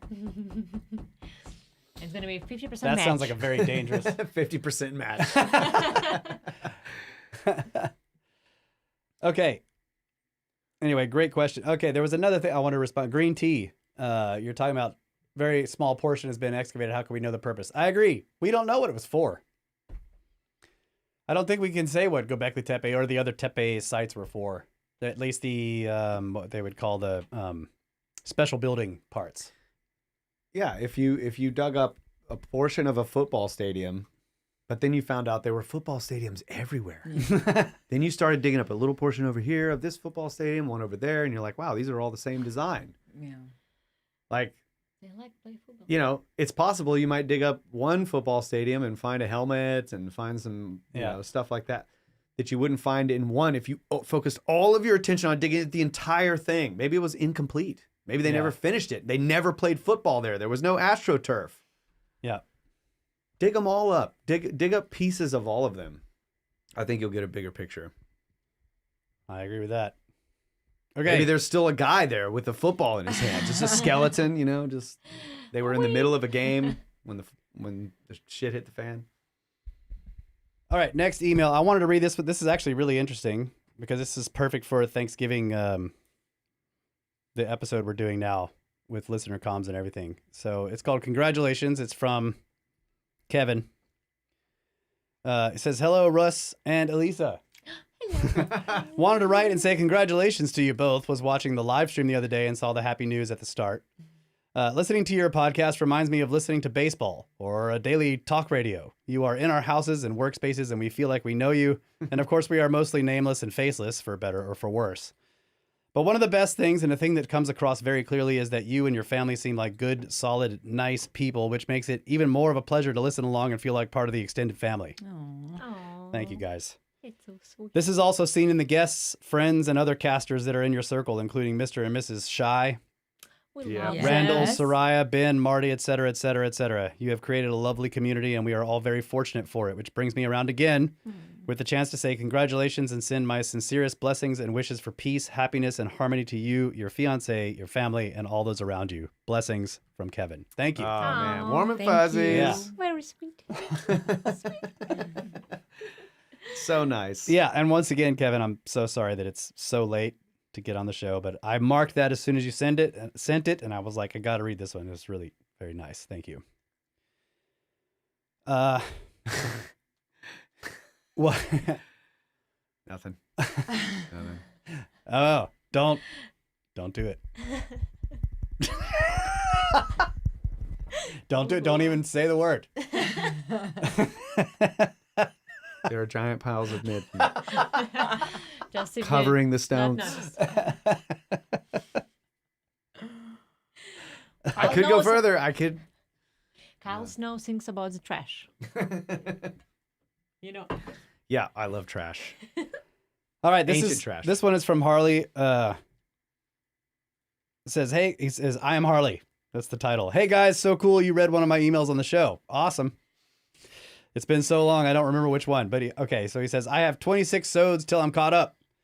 I've been showing everyone like I'm famous because you said my name, maybe." Oh, what's his name? What's his name? Harley. What's his name? Harley. Harley. Yeah. Great name. I heard you talking about why Egypt doesn't want to dig more, see more, and let us find out more. Well, I think they think, quote, "We make a lot of money off of this, and if we milk it as long as we can, this cash cow will last forever," unquote. Or there is another group, maybe living underneath, that wants it kept secret. Mm. I actually think there's a group or groups that have been around a long time that have been keeping this stuff secret for a long time. That's where I stand with that. Yep. Again, I was listening to Ben and Rogan talk about, and Rogan's like, why would they just why would they just dig it why? up so we could see the TikTok in the labyrinth? I think there are people that have been keeping this kind of stuff secret a long time. I mean, you guys know I was a fan of Bosley's work and the tale of Sir Richard Francis Burton and Percy Fawcett. Like these people were working for an organization who have been trying to find this information, and they have been trying to keep it for themselves or hidden for a long time. Yeah. And I think that this is an old group. So their tentacles of power are in every country. If you control the past, you control the present. If you control the present, you control the future. Right. And if you have Wow. sole access to the truth, then you're like, the one-eyed man in the land of the blind or whatever. It's like you can see. But if there's a big veil pulled over everyone's eyes on purpose, That's what I'm talking about. Yeah, exactly. It's They have Yeah, they those are have you great got to points. maintain it. they have kept access to the truth of human history. Yep. And in some ways, I think Earth history, right? Like Yeah. I think a lot of the players are completely naive or unaware. yes. But I think there's a group of people that have been around a long time Yeah. that are aware and Yeah. are doing it on purpose and have made efforts throughout the ages to find and keep this stuff from everyone else. That's And what they I think. could be regular people like us, or maybe they're a little bit different. Would not say the regular. Oh, well, I don't. Yeah. I mean, yes, you're right. This could connect to like 50% in A. No, well, no, not like I'm that. just kidding, Yeah, Laura. you know what I Dang mean. long Just a heads. You joke. know what I mean. Yes. Yes. The long heads. The long heads. That's I right. just want to Nepos. say really quick that you're going to be in Egypt soon, and they just opened a new museum. And I have already read some comments that, how old museum had all these tons of stuff shuffled in a dusty, dark Yes, corners, and no yes. one was paying attention to them. And now it's like a new, shiny, modern, fancy museum. And some people saying it's just like, no, a lot of stuff are missing. Yeah. So I'm just gonna wait you to see it. Yes. That's right. In case you guys didn't know, I am going to Egypt like on Monday. And yes, we are going to the Grand Egyptian Museum. We've been before, but at the times we went before, they hadn't done the Grand Egyptian Museum grand opening. So now that has happened. So when we went before, it was like 2 sections were open, and it's an enormous place. So now all the sections are open. So I will be able to go and see actually all the exhibits. Sweet. I just feeling And like I am interested to see. if you The Cairo Museum is still there, though. Yeah, but I feel like just if we believe in this idea of some group of people who try to hide some stuff, I think this is the one flashy evidence of this group actions. One aspect of it. Yeah. I don't think, for example, my picture of this concept is none of these people run museums. No. These are like really, really old families Yeah, of course. that have been dealing with each other for a long time. And it's a very small group of people. I like thinking about what you're saying. I haven't Yeah. thought about it in this way yet, but Yeah, I mean, like, I'm like jumping deep in this that is the rabbit hole with you right now. this is the kind of conspiracy where you go, the conspiracy Laura loves this ideas stuff. where I you, do you love start this at one end, you're like, who are these people controlling? And then you go from like, well, maybe it's actually a whole bunch of people that are just being idiots. And then you come all the way back around to like, no, there's someone behind this. Yeah. And they've been doing it a long fucking time. And they've passed down that activity in their families for a long, long time. So we see this happen where you get some kind of new movement, some kind of new person on the scene. And it's like, wow, it's going to be new. And then they get captured, Yeah. right? So I'm speaking particularly of Zahi Hawass. Yep. We're talking about, Mark Lehner. well, I just forgot the guy's name, the clairvoyant, the dude who had the visions in his sleep, and you read Edgar Casey. Edgar Casey Foundation. Edgar Casey, yeah.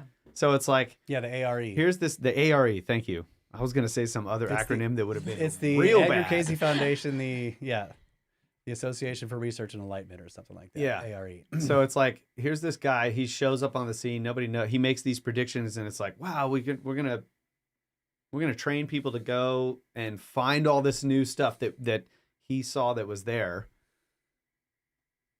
And it's like, they get captured Yeah. by something. But And then that's it also never making me happens. think of the one that you talked about. Oh, I can't think of his name, but he would bounce in and out of these stories. I think he went over him when we were talking about Gods of Eden. Charlemagne, Yeah. or Hmm? no, yes, no, is that the guy's name? Charlotte. Talking about the guy that was like he lived a long time and just kept showing up. Yeah. Oh, yeah, yeah. What's his name? Yeah. The Comte de Saint Germain. Comte de Saint-Germain, yeah. Okay, him. Yeah. That makes me think of him. You were thinking Kid Charlemagne by Steely Dan. That was a great song. Yeah, I was smashing those together. But it makes me think of that, that possibly it could, somebody who maybe is a force that can live longer. Or anybody out there seen the show Altered Carbon, where basically they're just Well, swapping bodies That out. was It's the based on a same. book. Oh, Like it is? Yeah. Altered Carbon is? Yeah, but I don't think it's. Anyway, yeah. I that don't was a think he would be happy with. If he But reads it was this a book. great show. But the concept there was that. Wow, look at this. She's gatekeeping right now. I just like. He would not be happy with this subject. Oh, Let's shit. move on. Are we about to have Do the not first talk name? about Hold on. I pushed the wrong button. He would not be happy with what's the word? Incarnation. No, it's not. Reincarnation? No. Well, but they just have other Sorry. bodies. Yes, no, idea so is the great. same person can just keep putting their consciousness in a different body. Yeah. So Yeah. the really wealthy live far away Okay. from the poor, and they have a billion bodies. I'm just saying something else Yeah, that yeah, thought yeah. made me think of. So this is how somebody can live so long to Yeah. keep a thing going. Yeah.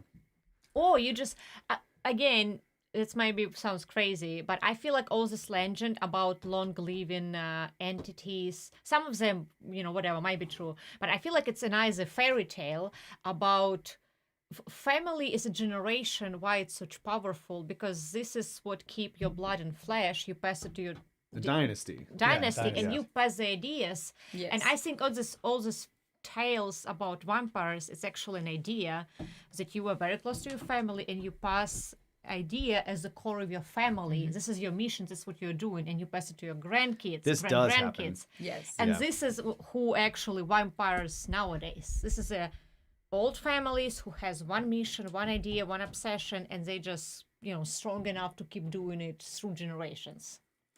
I like that, And I they do have agree different with it. faces at the end of the And day. more than one situation can be going on at a time. Maybe Yeah. there is one family that's been doing that, but maybe there's this Yeah. other group that's doing something different, swapping bodies out, or just like they're time traveling, or I don't know.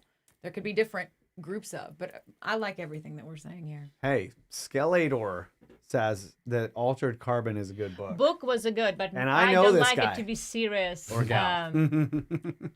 What's We- the English we- word I'm looking for? How do you say We've been when looking you at his comments for a long time. That's right. Or her. how you made a Not sure. movie based on a book? What's the word? In Ukrainian, it's Rendition or Well, like a documentary, like Inkronizatsiya. Anyway, Make I a movie just based on a book. I'm just saying that I see Oh. the book better than TV Yeah. series. We don't have a word for making it based on a book, I don't think. I If didn't know it anyone was a speak book. Russian or Ukrainian, can you Just say please it in Russian translate or Yeah, just tell 'em what it is. Inkronizatsiya in Yeah. English? Just say it in Ukrainian, whatever it is. I didn't know it was a book. The first season was awesome, but the second season. That's what happened with That's a what modern happens, you know. Inkronizatsiya. There we go. So we need to put like subtitles on this Adaptation. show. Thank you. Adaptation. Adaptation. Oh, there you go. The Yeah. TV That's it. series adaptation is not as good as Hey, a that's book. Steph. Look Hey, girl. Hey, Oh, Steph, Adapted. you. That's That's it. Steph. yes. don't dox her. SG Mark Photography. Hey, Hello. what's up? She is responsible for the photo that is the thumbnail for this episode, actually. That's Yep. right. Yep. Thank you for beautiful pictures. Great We love you. photos. If anyone need a photographer in UK, here is this one. Oh, man. Doxed amazing. again. Well, this is actually her website name, so that's legit. No. That is legit. You're right. You're right. I'm just kidding. Okay, so Harley wasn't done talking here. Sorry, Carly. We Are got we through gonna the take a potty break? first two. No, we're Y'all can go ahead if you need to. yeah, Go for just head Oh out. yeah, Did this you is wanna- live. I did you forgot. want We a don't have, wine? Water? The water? Water, And, yeah. and Jesus, Yeah. and Jesus water, I mean. Yeah. You just doxed me. Yeah. Jesus water. Yes. You don't, She wants wine. Okay. you don't have to tell everyone. We can take a break. Let them Go ahead go. and finish the email and then Yeah. we'll take a Yeah, break. Okay. Harley. Yeah. Okay, so after he was saying, these people are keeping this stuff secret, he says, today I have a new favorite episode 301, the 300th Yep. episode. Dude. My faves are always when y'all talk freely about your thoughts, ideas, and feelings. This one, Kyle says he is rethinking or soul searching after all these eyes, the new eyes. Well, those questions and that quest is what got me here to you. I was originally trying to find out a timeline of events, sort of Bible versus standard model, and I quickly got frustrated with it and started listening to Isaac Arthur's YouTube channel. When I got caught up to those, I got into geography topics, and soon I found Randall Carlson. Y'all's podcast with him had me completely enthralled. I was addicted for real. When I got caught up there, I looked to y'all since you were advertising yours on there and been sucked in ever since. From time to time, you talk freely about your thoughts and feelings at this point. Just like mine, yours is completely different than when you started this. Kyle, I too am confident there is something else besides what we can see and detect from here. I don't know what it is or how much control or power it has, but I'm sure it's there. I doubt it's anything we can understand or even imagine. I have a saying, the more we know or learn, the more we see that we don't know. Yes. And Russ, I totally understand what you mean when you say that now you have seen some places, it makes you not want to talk about things you haven't. But I never get to go see any of those places, and I am anxious to hear you talk about more things and places. So I get to hear about places I've never heard of and learn more about them than I would any other way. So please don't give up your old ways of talking about places that are awesome and intriguing. Thank you, bro. That's great. That really does help because That was a nice compliment sandwich because Yeah. Russ got so much grief for that. I so did. you're like, yeah, bro, I totally get it. It's great, but fucking stop talk being a about it. moron. Yeah. Aw. Again, thanks for keeping me company here in the shop for so long. I am almost caught up. And Kyle, I may take your advice and just start over. From Harley. Oh, P.S. My daughter bought me a hat from y'all for Father's Day. Super cool. I'm going to wear it every time I leave and see how many folks say something about it. And he's got a Yay! Harley. yeah. Bro, what's up, dude? Thank you. Great. Thanks, look at that dude. garage. Yeah. Yeah, Very that's nice. All right, we're gonna take a break so the ladies can Okay. Get and some wine. for Get you, rid of Harley. some liquid Water, and get you more mean. liquid. We got to do a liquid swap. Here we go. Stay with us, folks. We'll be right back. Yeah. That's right. Episode 301. Totally different song than the other one. So much has changed between us. Put the beginning at the end. Genius. No one will ever complain. Turn on the lights and the camera. We're gonna do it right. Yeah. At some point in the future. It's gonna happen real soon. Episode 301. 300 souls since the first one. And I love every single one of you. You've been there since the first one. Episode 2.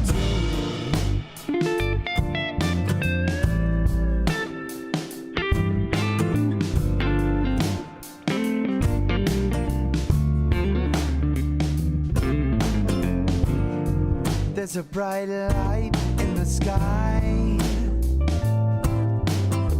I think everything is gonna be alright.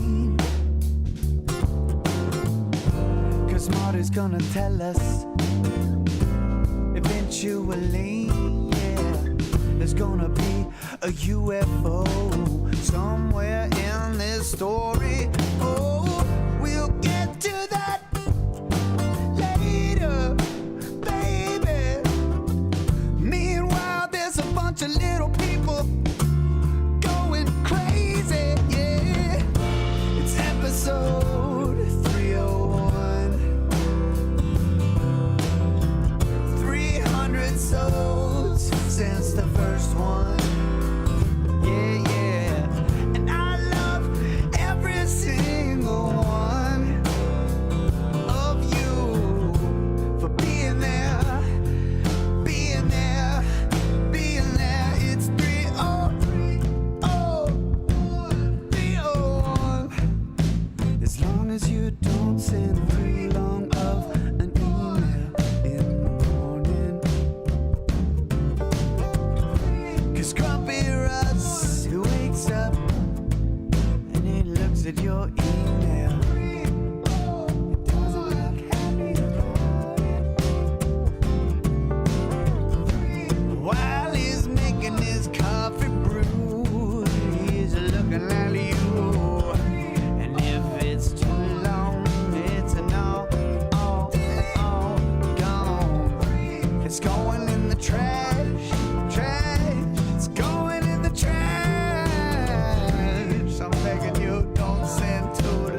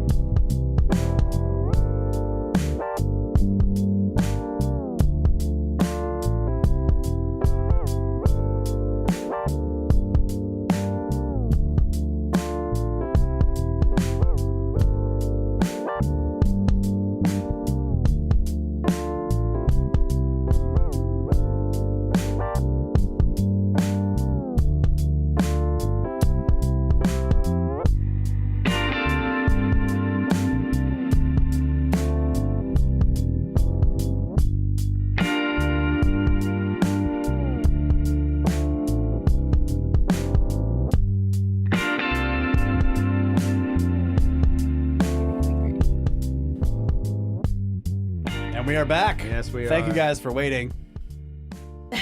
Sorry, guys. I'm just a girl. We just need some time.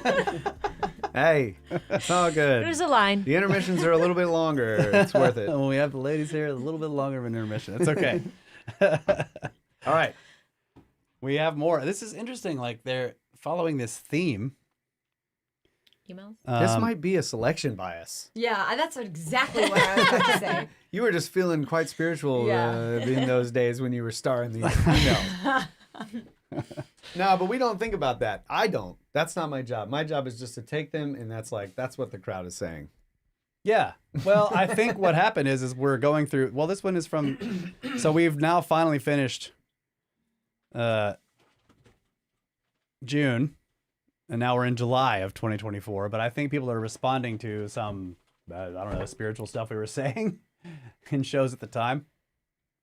I see people asking about Marty. So Kyle was playing the episode 301 song during the intermission there, and yeah, we're talking about, Marty's episodes. We'll get to that Later. Yeah. Hopefully we will. We have no updates so far on Marty, but we are going to go see him as soon as we can. Like I said, I'm leaving. December, maybe we'll go. We'll try to. You have an update? Well, I mean, I don't have to give it here live if we don't want, but I do have like somewhat of a recent update. Right. Well, can you just summarize it? Yeah. The last thing I know is that he went to a place in, well, I don't want to give too much personal, but he went somewhere, and I don't know if he's still currently there or not. But it's a special place where they can really work on his brain. Yeah, we did mention that. Oh, okay. Yeah. All right. Okay, and I think we should be going there in December. I mean, The end of January. The end of January. January. Yes. Okay, so we ought to make a special. We're going to go try to see him. If he's still there at that place, yes. Yeah. I don't know if Yeah. he's So we'll been moved see. back home or not. Okay. We definitely want to do it. Yeah. Okay, this is from Greg. And it's called Only Consciousness. Cheers, y'all. Oh, you got a water? It says, "Greetings, snake servants. After listening to your last episode, I have come to the conclusion, after my decades of study of spirituality and Stranger Things, that there are postulates that can only reach the fact that we are pure consciousness. Tesla, like the Taoists, tell us it's all energy, frequency, and vibration. After watching Anthony Shane or Cheney, I don't know, after Anthony Shane's many life after death experiences on YouTube and Raymond Moody's book on life after death, and others, that this is the only answer. We are here to entertain ourselves as observers. As particles and light waves or waves on the sea, we are all linked but operate as individuals, yet we are not. There are clues all around us, and we just ignore them, as in the case of religion, such as the quote from the Bible, 'A day is as 1,000 years, and 1,000 years are as a day to the Lord.' Simply translated, there is no time. As the Hindus and Buddhists say, this is isness. The life after death experiencers bring this fact back all the time, pun intended. There is no biology, there is no physics, and it is all consciousness. A movie we play for ourselves to learn something and just observe, experience, and have a good time. No soul dies. No one truly gets hurt. It's just the game and the entertainment. Think about it. Reality only exists between the ears, in the brain. We talk about things we say we can prove, yet in science it is well known when you observe an experiment, it changes. We can share part of this experience in our collective, like the pyramids, Machu Picchu, yet it is part of the group consciousness we created. So in closing, thank you for the great entertainment, and eventually we will unlock why we built the pyramids and what we use them for in this consciousness. Keep up the good work. I've listened to almost every episode, loved the conversation, family stories, farm stories, and the missing 411 stories. The latter, in my humanity, scare the hell out of me, and I no longer go into granite fields alone or unarmed, even though it is all just consciousness. Best, Greg." Yeah. I wish we could change the idea to when things interact, they change. Yeah. I just wish that would happen. Yeah. Anyways. We did have some super chats. Thank you very much for the email. Yeah. I do want to respond to this, but I don't want to forget we had super chats to respond to. I think Ed said something. Okay. Well, respond to this first, and then we'll do the super chats. Okay. Yeah, we just don't want to miss them. I do think that I don't think you should say that it's all consciousness. I do agree that the way we interact, at least with this part, is conscious. This is kind of what I was saying earlier, that we use consciousness as a tool to interact. I mean, like that is where our perspective is from, right? Each individual person, whether we're part of something greater or not, we are a lot of different perspectives of one thing, right? We are observing something outside of ourselves. Now, whether we're that whole universe or creation is something that we're involved in some way, on a day-to-day basis, we're not. In other words, we're not involved in the creation or the ongoing generation of the universe, at least not in a way that normal interactive consciousness is aware of, right? You would have to be like some kind of like ascended master or maybe one of the ancient mystics to remain aware of this. And those guys were not normal, right? They weren't normal people. Like the way normal people interact with the universe on a day-to-day basis is from an individual perspective centered somewhere inside the body, interacting with a bunch of physical stuff, right? So I think that you can agree on a shared reality. Like I can say this is here, and you guys can all grab it and say, yes, this is here. And we can agree that this thing is here, right? So to me, that says that there is something outside of what's going on in this head, because it's also in that head and this head and this head. But these are all just in your head. Right. That's solipsism, and I completely do not believe in that crap. So What's my that point word? What is, is so that? my point is to simplify this. philosophy. It's I've the never heard that same. word before. It's the same argument I make for the simulation theory.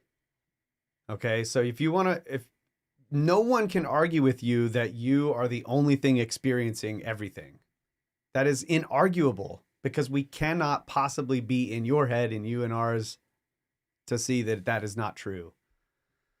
So if you're going to, basically it's like simulation theory in that if you choose to believe that, then like you've solved the universe. So just stop being curious like that. So I see that as just like, that's a cop out. Yeah. I don't think there's I don't think that's what he was saying. I don't think that's what Greg was saying. No, I'm just saying the idea that like all of this is happening in my head. It's all my experience. Therefore, I can't prove that anyone else is experiencing anything. They may not even exist because it's just all my experience. Yeah. I mean, okay, well, let's just assume that the universe is actually interesting. Wow, big assumption. You know what I mean? Yeah. It's kind of like that's why I'm likening it to the simulation theory, because like, well, we can argue about that all day, but you're just kicking the can down the road. Like, how does it work? Yeah. So, wherever the rules are, there are rules. right. Yeah. So whether you think it's all in your head or whether there's a simulation running some rules somewhere. Just forget that I am only a figment of your imagination, and let's discuss the fact that this is here. Right. Right? Like, let's exactly. talk about how does it exist? Yeah. What is its mass? What is it made of? What are Yeah. the properties that govern What how happens it when you acts? open it and take a big whiff? You see what I'm saying? Like, it's just like, I don't even want to, it's pointless to even start from that position, in my opinion. Yeah. That's all I'm saying. Which I don't It's a think very Greg good I don't point. think Greg was doing. I was trying to say that I understand this concept that like consciousness is it, right? I lean towards the idea that, and this is an ancient idea, that like animism, basically fundamental forces have agency of some kind, because this would to me seem to come from the fact that consciousness is fundamental in some way, right? We were discussing this. I guess we were talking to Mark. We were talking about it. Like, is the sun a conscious being? Yeah.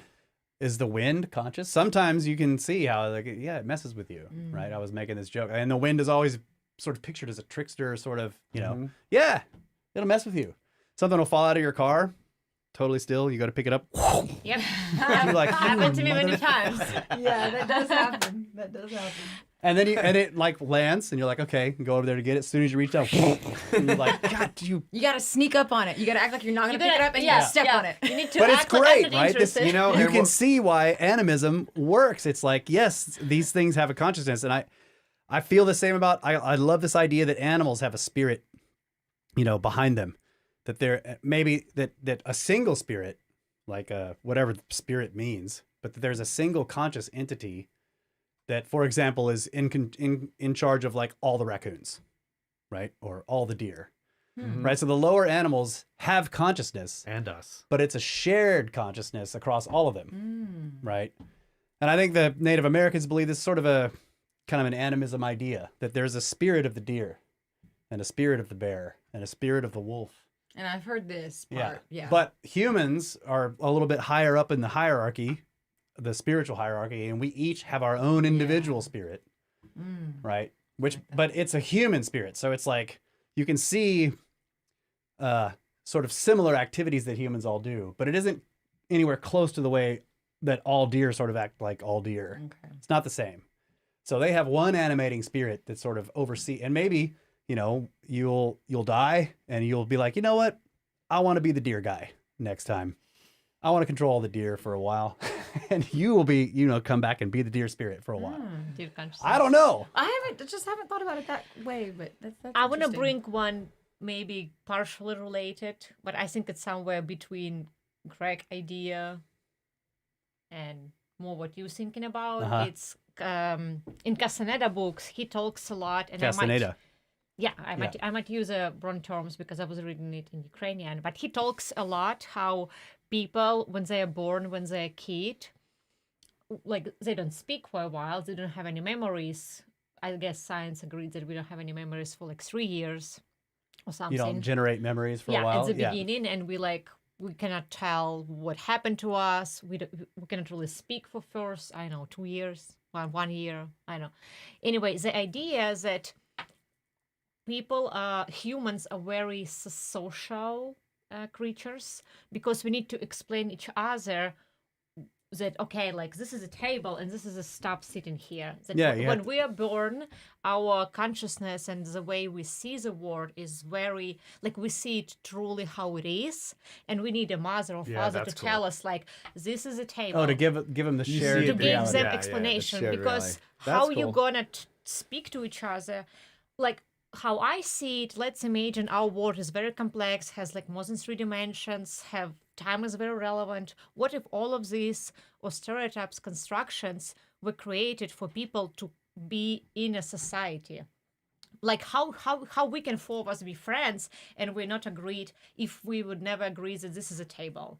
You like, let's come to see table. I'm like, it's not a table, it's a shark. Get away from here. And you're like, what are you talking about, guys? I'm looking on the waterfall. So the idea is that people from the very beginning getting together, like, okay, it's going to be safer for us to live in groups, and let's explain each other, this is a table. The shape you see, this is it.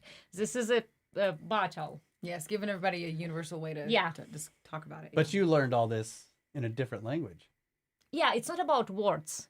Oh, I think it totally is. Well, there is a whole nice etymology about words. Yeah, and you went to college for this, like yes, the way language shapes your mind. That's what I love about language, because that's so nice. She is expert on very this. first comment. Yes, the way I believe that the language, your first language, the way you speak is actually form your brain and psychology a little bit. Yes. Because I believe they all came from the one source, and that's where Babylon legend came from, but it's ended up got divided a little bit. Yeah. And now we have, at least the humans in a modern history timeline, got from different tribes speaking different languages, the first language. But we used to all have one language. Yes, but now we do have different psychology, diverse stuff, and I like to study etymology specifically because you can see how, like, you have the feeling and you need to express it somehow, and you're looking for a word and you are creating the word to express it. So the word is a mirror of what you feel. And in some languages, you can see how initiative feelings was different. Like how languages... The initial ones were different, yes. Like how some languages has a words because they feel something, and other nations or race, they don't feel it. They didn't have the first word because they don't feel it in the first place to describe it. They don't have this Yeah. culture. Or there's they no don't have there's this no rituals, experience it for it. Yeah. and experience. It's like how the Inuit have 20 something different words for snow because Yes. they live there and they can describe it and they have all these very descriptive words. It's this kind of snow. We're just like, yeah, it's snowing, but they'll Yes, tell you yes, and you'll know exactly. exactly what's happening outside with the ice falling from the sky. Whereas we just say it's snowing and you go out, it could be sleeting, it could be big fat flakes, it could be coming down Yep. little tiny ones, but no, they'll tell you and you know exactly what it means. Yep. It's very, because this is their Because they want to express something you would, if you were raised in Texas, never even wanted to express and feel about. yeah. We got a 20 different kind of ways snow. about guys. snow. Yeah. So yeah, languages. It's the person who Comes speaks from Peru. and studying languages. They can. I bet everyone who speaks different languages can see these connections, and that's what I love about it. Yeah. But isn't That's there cool. also, I love everything you said, but isn't there also something about when you learn multiple languages before you hit puberty versus after you hit puberty, when you start to learn different languages, you're having to translate. But before, when you're learning different languages, it's not actually translating. It's actually just Learning all that wired language from in. the- I would not connect it to the puberty or your process. I would say that it depends on your environment. If you've been raised as a kid with English-speaking parent and let's say Ukrainian-speaking parent, then you're gonna have both languages. You can have both languages as a first language. I think the brain starts to work different after puberty. I think that's why that they point to that differentiation in time. There is a lot of kids who studying in schools from like first grade, 7 years old, foreign languages, but they still continue translating. They never develop this like feelings Like that it's all just Yes. wired in. And I know, in Ukraine, everyone's starting to study languages when they're 7. But the point of this is about how language governs your perception of reality, right? Like that's what it Yes. is about. Yes. And- Because so you basically, like, the universe is shaped in your mind based on the things you were taught by your parents. Doesn't matter if it's 2 languages or 3 or 1. Yes, I agree. Yes. Yeah. And there's all these experiments how people sitting in a group in the same room, and if one person sabotaging the experiment and telling like this is red, it's not green, but in fact it's green, and a lot of people starting to doubting. Mm-hmm. Like I don't know, maybe it's red. Yeah. Yeah. Maybe It's my like, eyes are playing oh. tricks on me. Yeah. Yeah, definitely. It has a big effect on your perception of reality. I agree with that. But insofar as it as you perceive it, it doesn't necessarily change your. It doesn't matter what you call it. If you run into it, you know something Yes, is there. I do. Yeah, I do exactly. believe. I don't. I also. You may not know it's a table, but it can hurt. Yes. Yes. Yeah. It's Especially as a something kid, hurting. Bam. Yes. Hit the head on It's the just table. like somewhere in the middle. We're just thinking about it and decided to bring it out. I know. Yeah, I yeah, think somewhere I in know the it. middle of Yes, the I know this discussions. idea. I think I haven't read Carlos Castaneda, but I'm aware of this concept too of that the way people interact with the world is informed by these sort of archetypal ideas that are held in language. Right, so you actually change the way a child interacts with the world by giving them ways to Yes. interact with it that are other than running into it, right? That is an excellent point. However, I'm not sure that means that the language is having any change on Yes. the world, I agree. The word is still except for how it exists. changes you and how you interact with the world. Yeah. Right. So suddenly the kid becomes aware that it's a table, and then he gets the concept of what a table is for, and he stops running into it and starts putting things on it, right? So that is how it changes the world, because it changes the actions of the person with the idea. Yeah. Whereas before, the kid is just like, what is this thing? Bam, they run into it. Ow, it hurt. It's an obstacle, whatever, but it still exists. Yes. Right? I'm not doubting existing of a table. Yeah, I know. I'm just saying, like, because we were discussing what That's why I'm saying it's What's his somewhere in the name? middle. James, Greg. Pete, I can't It's remember. Greg. Who were we talking? Greg. What Greg was saying. So, thank you. Thank you.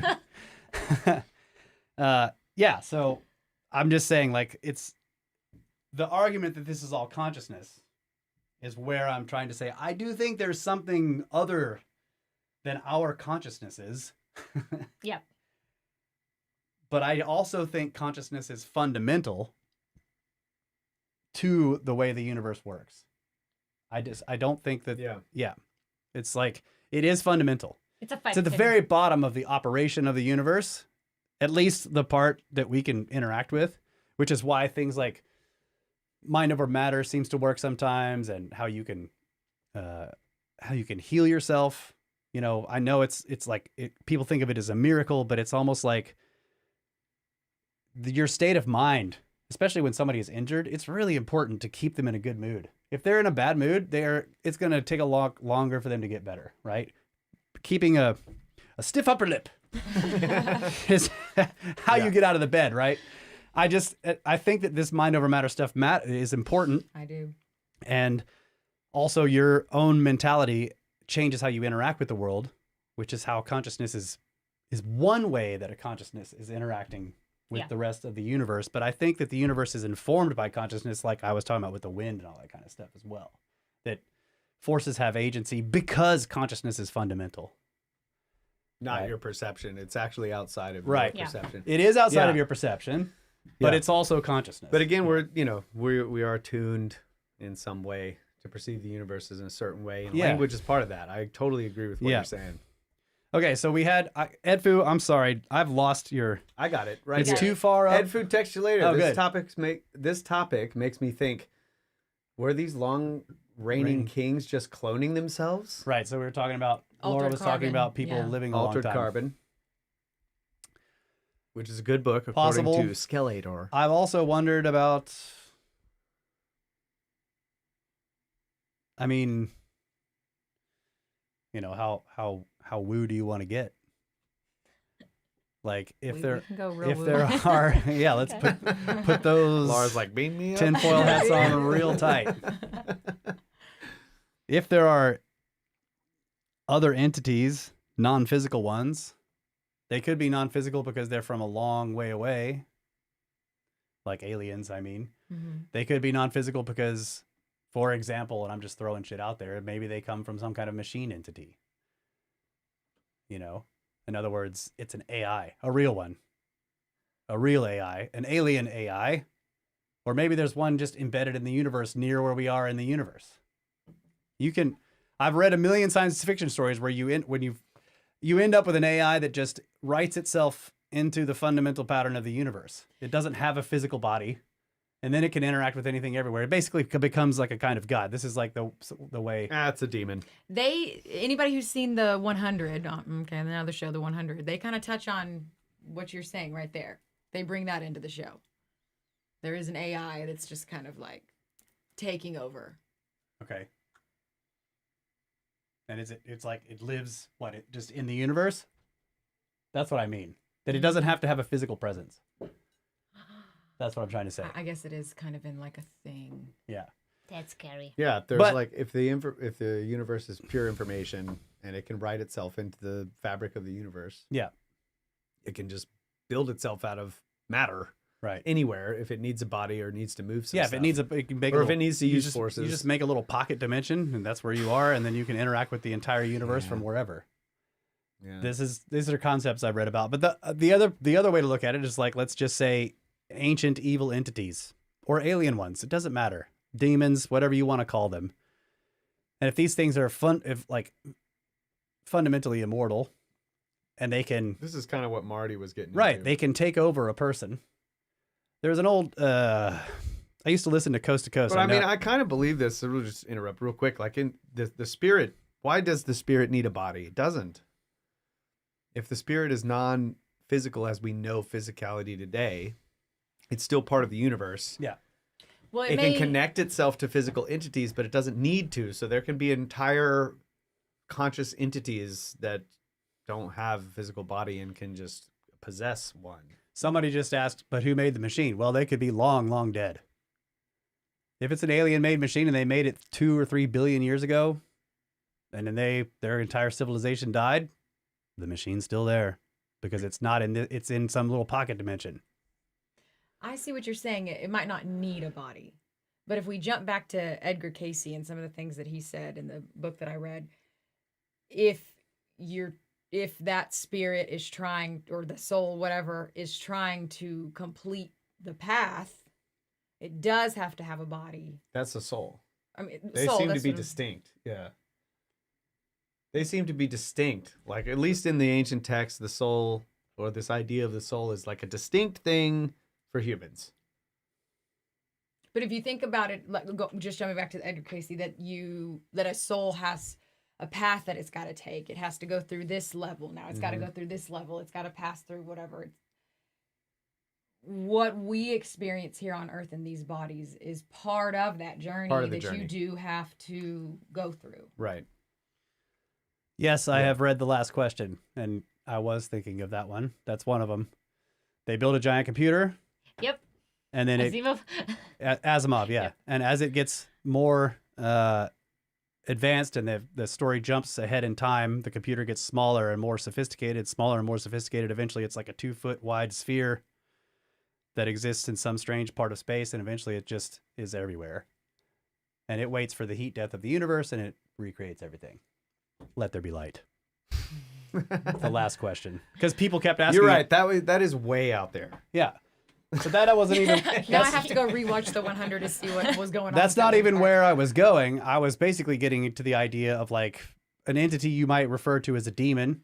I used to listen to Coast, and this priest used to come on. He was on a couple of times, and he was one of the last really good exorcists for the Catholic Church.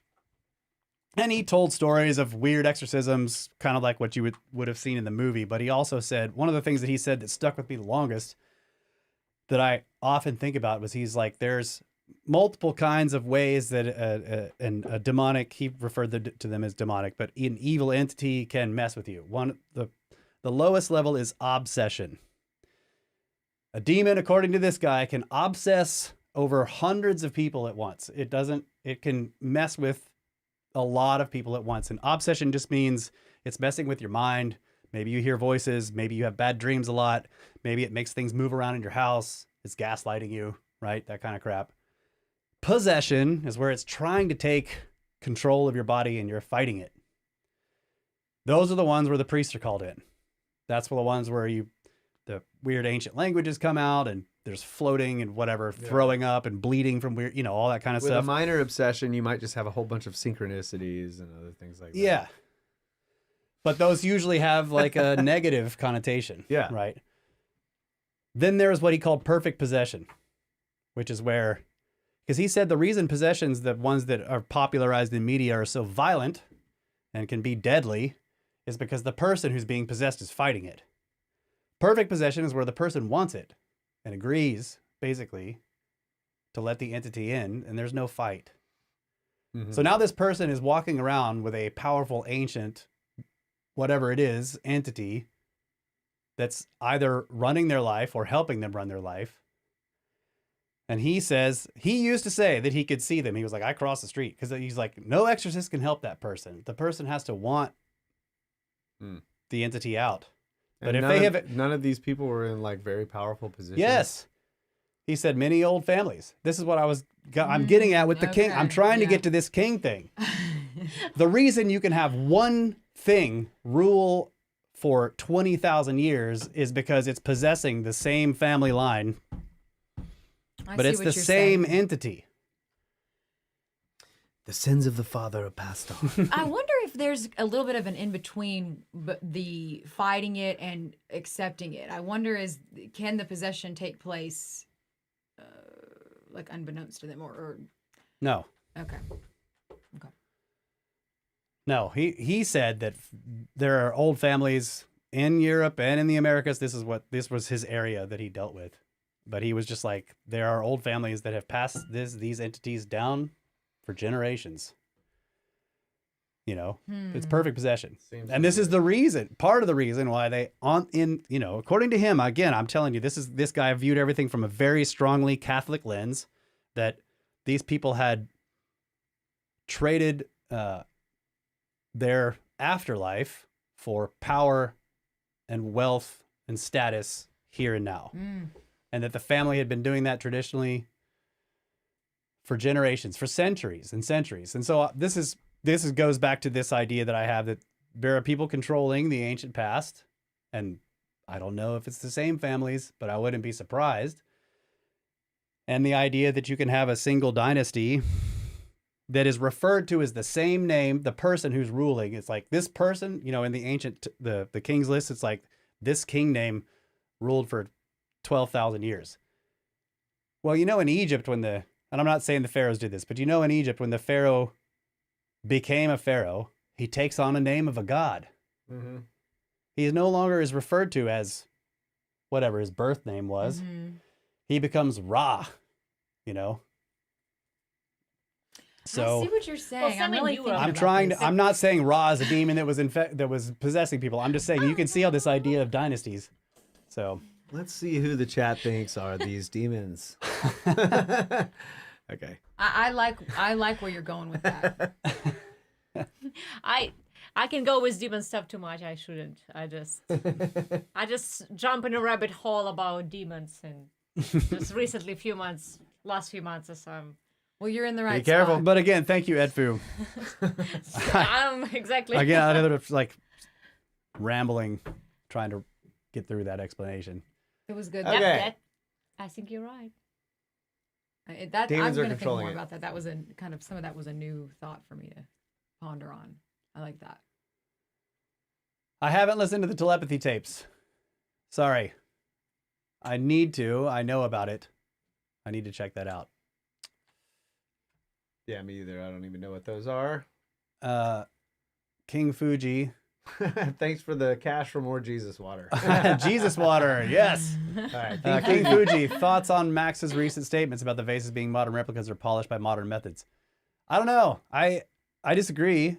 I think he's looking at a small data set, you know, but I guess he is also looking at, he's claiming that some of this is coming from the stuff he found from Matt Bell's collection. But Matt, you know, I guess he's looking mostly at the Petrie information and Matt Bell's collection, but I don't think this idea that the precision ones are modern replicas. I don't think so. I find it hard to follow. Yeah. The hard to follow is, wow, there's radiation coming from these that's unnatural and not normal. Maybe they did nuclear machining to, these are just, there's nothing special about them. They're handmade, and the modern ones are fake. So I'm just like, this is all over the place. There's no consistency. So Max came to our wedding. It was great. It was awesome. it's nothing personal. It's just about, he's a great dude. This is I'm not sure where he's going. I still want to get him on the show, and I want to talk to him about it. What and is the deal? I talked to him. I was like, "You want to come on the show?" He said, "Yes." So we'll have him on at some point and discuss it with him, and we'll get his ideas. But I don't think so. I think that the provenance, at least on some of the vases that have been scanned, is very good. And that it's ancient. Maybe he's a little too quick to publish about it. Yeah. In my opinion, he's published a lot about it in a very short amount of time. And there's a lot, you know, there's problems. There's inconsistencies. So there's a lot to look into in these things, and a bigger data set is necessary as well. So that's my opinion. Thanks for the questions. And the super chats. Really appreciate it. Yeah, I really appreciate the super All right. chats. One more One email. more email. We Yeah. got to do the emails, dude. We got to catch up. We're not doing We a need good to do job. a show like this every day until we're caught up. Every day. Quit job. Let's see. Okay, so this is another Discord member called. This email is called Elephant Hearts, and he says, "I am on the Discord as Quantumized, as well as on Patreon." Ah, thank you, man. So he says, "This is my first time reaching out to you. Spotify informed me, but keep in mind again, this is from 2024. Spotify informed me that I'm in the top 0.05% of listeners for last year. Aww. Probably because you guys touch on all of my particular tisms." My autisms, giants, lost civilization, pyramids and weird places, pimp pansies, space genes, and weird book reports I have to listen to over and over. I'm not an 11er, sir. I am an 11 times 5er. Wow. Wow.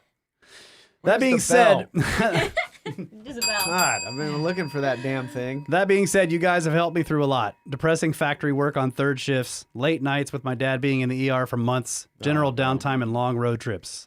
I know you guys way better than you know me, so here's a little bit on me if you want. Photographer, mathematician, physics, philosophy, nerd, gamer, craft beer, Kawasaki, conspiratard, blah, blah, blah, blah, blah. Snake bro.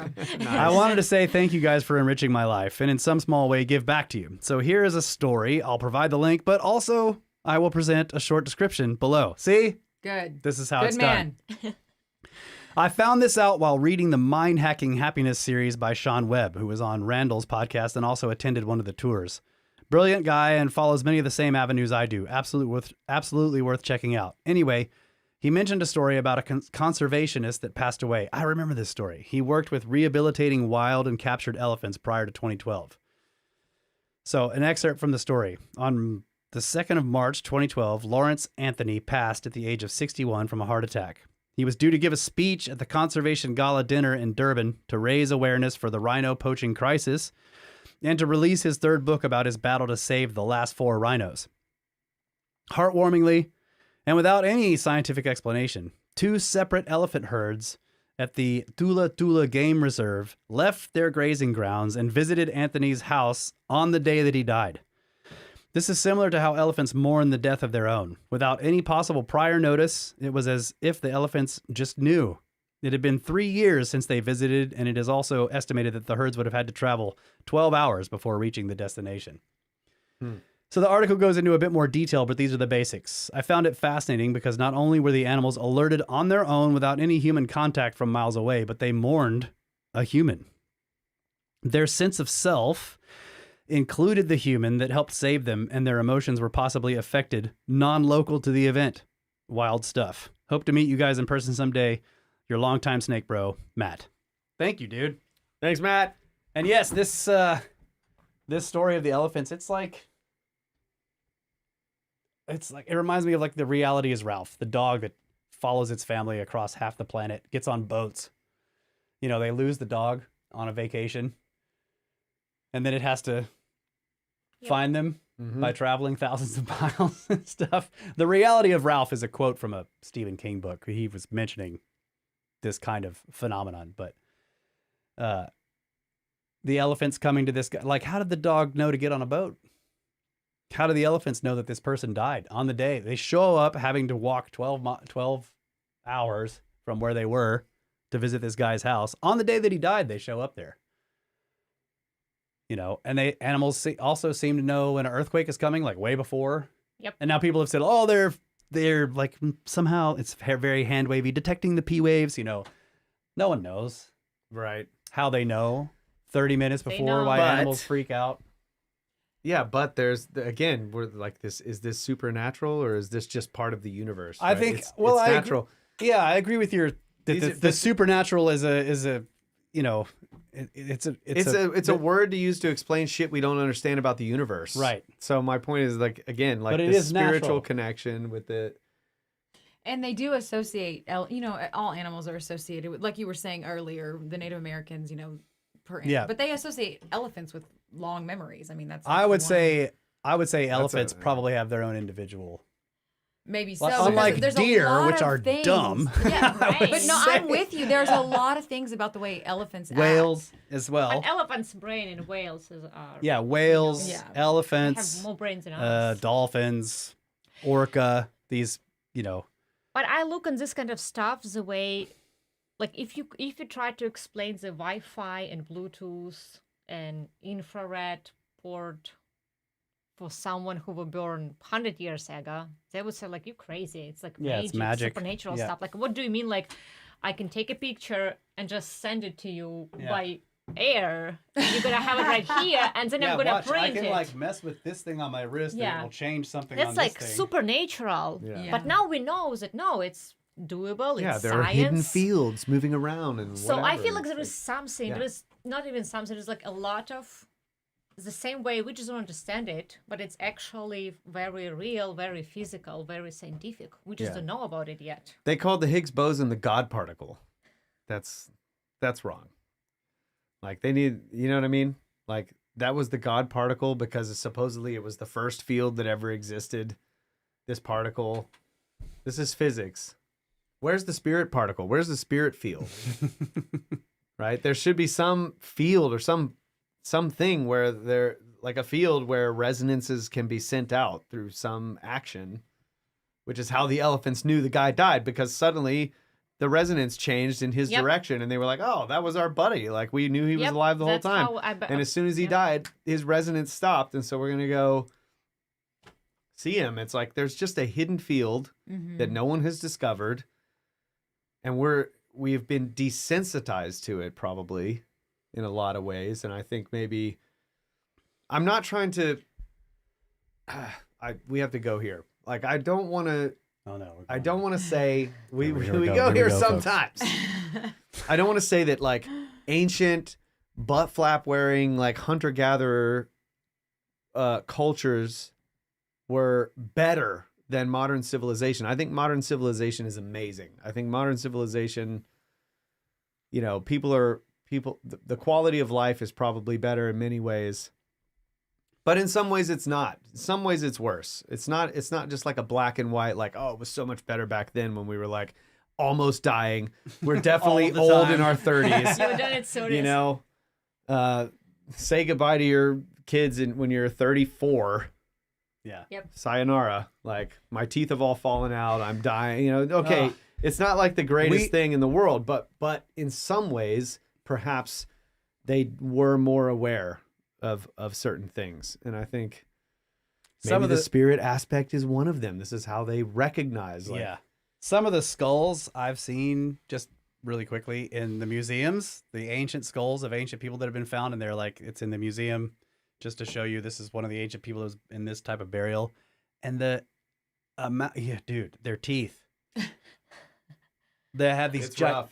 gigantic holes in their Life in was their rough. in their gums in the jaw bone, because like the tooth obviously developed an abscess and then it just started eating away and at it. you're And in pain. the person you're in is living through this. It goes severe all the way up pain. into the sinuses before they die. You're just like, oh 24/7. my god. How much sleep are you getting? Yeah, none. People were strong. So I'm not trying to say I do, No, but they I do died. think so.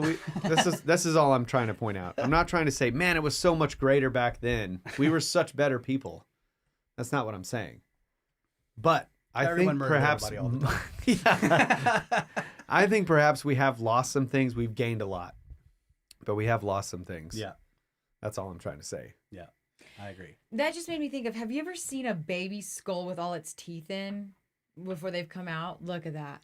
Oh yeah, what? It's Yeah. got all the extra teeth. Yeah, Yep. Oh, it's wild. Collection my of gosh. everything. Yeah. Hold on. It was making me think, like, are those openings Whoa. not just Yeah. where the teeth have come out? Yeah, it's wild. No, No, they So- had so you do know Okay, it's an folks, abscess. check this Okay. out. You want to talk about giants? yeah, yeah, Remember all the stories about double dentition? yeah. 8 foot tall skeleton, double dentition, fully grown. No. It was a baby. It's a Yeah, baby. it's a baby. Yeah. It's just a big It's a giant baby. That was a baby. It's a 8 foot baby. tall. Yeah, it's 8 feet Double tall. dentition. It's just a baby though, folks. Oh, baby Neff. Wow. That yeah, is I know. wild. The first time Thank I you saw for that, showing I was that. just like blown. Why have you been away. hiding these snake facts from me all the I time? was waiting until I was invited on the show again so that I could Yeah, drop yeah. my knowledge. Fred, I've Fred been is storing it. Fred is booing. Boo, baby skulls. Boo. I would like to say hi to Chase. Chase is in here. Sup, Chase? And- Oh, hey Chase. What's up, bro? Seven Ren. You know, Seven guys, I'm Ren? really bad at these. Seven usernames. Ren. She go- said we're not supposed to say seven Ren, but I can't remember what Go we're supposed back to. I think down. it's Trin. Oh, Trin. Yeah, Of course. Trin. Oh, I'd watch a show like this every day. Me too. Thank you. Okay, so we got to wrap this up here, but I have one more. We'll finish off with an email from Roddy the Mammal. Oh, No thank way. God. Where's the firecracker? Where's the fire and the purring cats? Tolkien's This is actually a long one from Roddy. I don't know if I Okay, can we have time to maintain the find the voice fire. the whole time. Here, let's just give us. Can we get some? Can we get some background music going on It's here? gonna have Let's to be see. the fire crackling. Gosh, how do I do this? This is a classic Roddy, except it's very long. He usually writes short ones, but this is pretty good. We'll just give Roddy some like ominous music. Okay, good. Let's do that. All right. Keep it low. Oh wait, that's not. Oh, he can't do it. No, I can do It it. can't be done. I just picked the wrong song. Anyways, we're gonna go with it. We're going with it. I can't hear it. Okay. It's gotta be low, yeah. All right, so it's called Maltese Cart Ruts Solved? Question mark? Question mark? Question mark? From Roddy the Mammal. Dear Ophidian siblings, first and foremost, a heartfelt congratulations and felicitations to Russ and Elisa on their engagement. It is most wondrous when one meets their soulmate, and I wish you both blessings and happiness. Now, I must extend my apologies for not having written these past few months, as I've been tripping the multiverse as a tourist cosmologique. Some French bullshit he said right there. Exploring the odd, unique, and sublime corners of varied verses, and have returned chock-a-block with sketchbooks filled with surreal, phantasmic, whimsical, and just plain mediocre observations and sketches of my travels.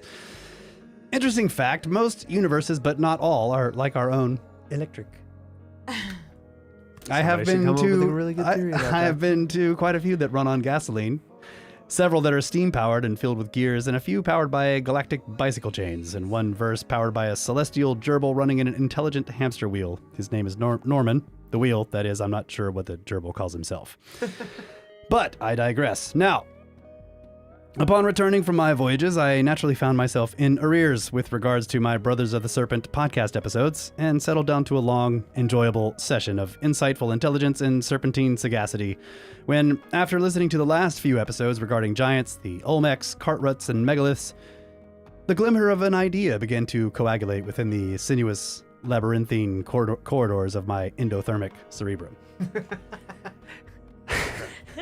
I believe I have solved the mystery of the Maltese cart ruts. Okay, so given the cultural... Later, I'm gonna give you a theory, Roddy the Mammal.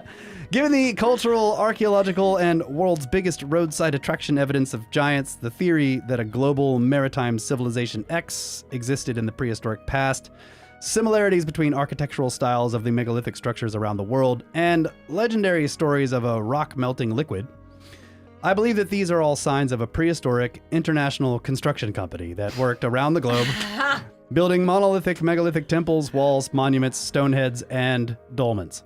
And while building the temples of Malta, one of the giants, probably the prehistoric CEO's brother-in-law, dropped and broke several bottles of the stone softening liquid, and in an attempt to clean up the mess, left his fingerprints all over Malta in the softened stone. After the Malta fiasco, and being the CEO's brother-in-law, instead of being fired, he was sent to Egypt to work on the Temple of Hathor, where he once again spilled a bottle of the stone softening liquid and ruined a perfectly fine set of stairs. Love it, love it. It's been said he was later transferred to North America to work in the company's lumber department and is remembered today as Paul Bunyan, but that's considered more of a fringe, sort of tinfoil hat hypothesis not worthy of examination. Currently, I'm still working on finding the requisite evidence to bring this forward from hypothesis to theory, and hope I can gain access to the Smithsonian Institute's sub-basements, where I've heard there are small cuneiform clay tablets which chronicle the above story in greater and more elaborate detail. So now, how do I gain such access? It's better that you just don't know. And as always, thank you in advance. Yours, Roddy the Mammal. I love it. Fantastic, Roddy. Thank you. It's like a look-in tour story. If you write a book, send it to me. I will read it. Ah, Roddy, we love you, man. I'm sorry that it took so long to read that email on the show. Every one of your emails is fantastic. I hope he's gonna write more. Yeah, I mean, you know, we had so many characters. So you guys write in again. brothersoftheserpent@gmail.com if anyone wants to write us. Check out the new website. You can check out the new website. The email is on there. Just go to brothersoftheserpent.com. The website was built by my lovely wife. Mm-hmm. Still being worked on a little bit. The store is not up yet, but we will get that up soon. I wanted, if I could say one more thing, Yeah, go going for back it. to when we were saying thankful. I also wanted to say I'm so thankful to my SnakeBros Kids team. I have an amazing team, and I love the work that we've been doing. And thank you guys for working with me. Yes. Sweet. SnakeBros. Hey, I gave you guys a shout out last time too. Oh, okay. Thanks. Woo! Is there a label on how many times you're supposed to do that? I feel like you're... It's just smelling salts. Okay. I'm fine. Yeah, it's fine. Where's my video? So, Not showing up. like I said, I will be going to Egypt. I do have a show in the can that I need to publish. I will get it out. I'll probably have to schedule it to publish next week. I'm leaving for Egypt on Monday, and I'll be gone till the 16th. I will live stream from Egypt and post some shorts and everything, and maybe Kyle and I will, if I can find time, we can connect and do a long distance episode of some kind. That'd be cool. We'll see. Is this You know long how it is with distance Egypt. airdrop? Happy Is that- Thanksgiving. You know, long distance. I'm looking at the wrong Magic camera. stuff we were Here we go. discussed. Long distance. Happy Thanksgiving, everybody. Yeah. Happy thank you guys. Thanksgiving. Thanksgiving. We Thank you love all. ya. We always have. Always will. Good night, Adamu. Get back to work. Yes. There's no work tomorrow. It's a Yeah, no holiday. work. No work. 4 days have of a nice fun. meal. If nice you're meal. American, if you're British or whatever, get back to work.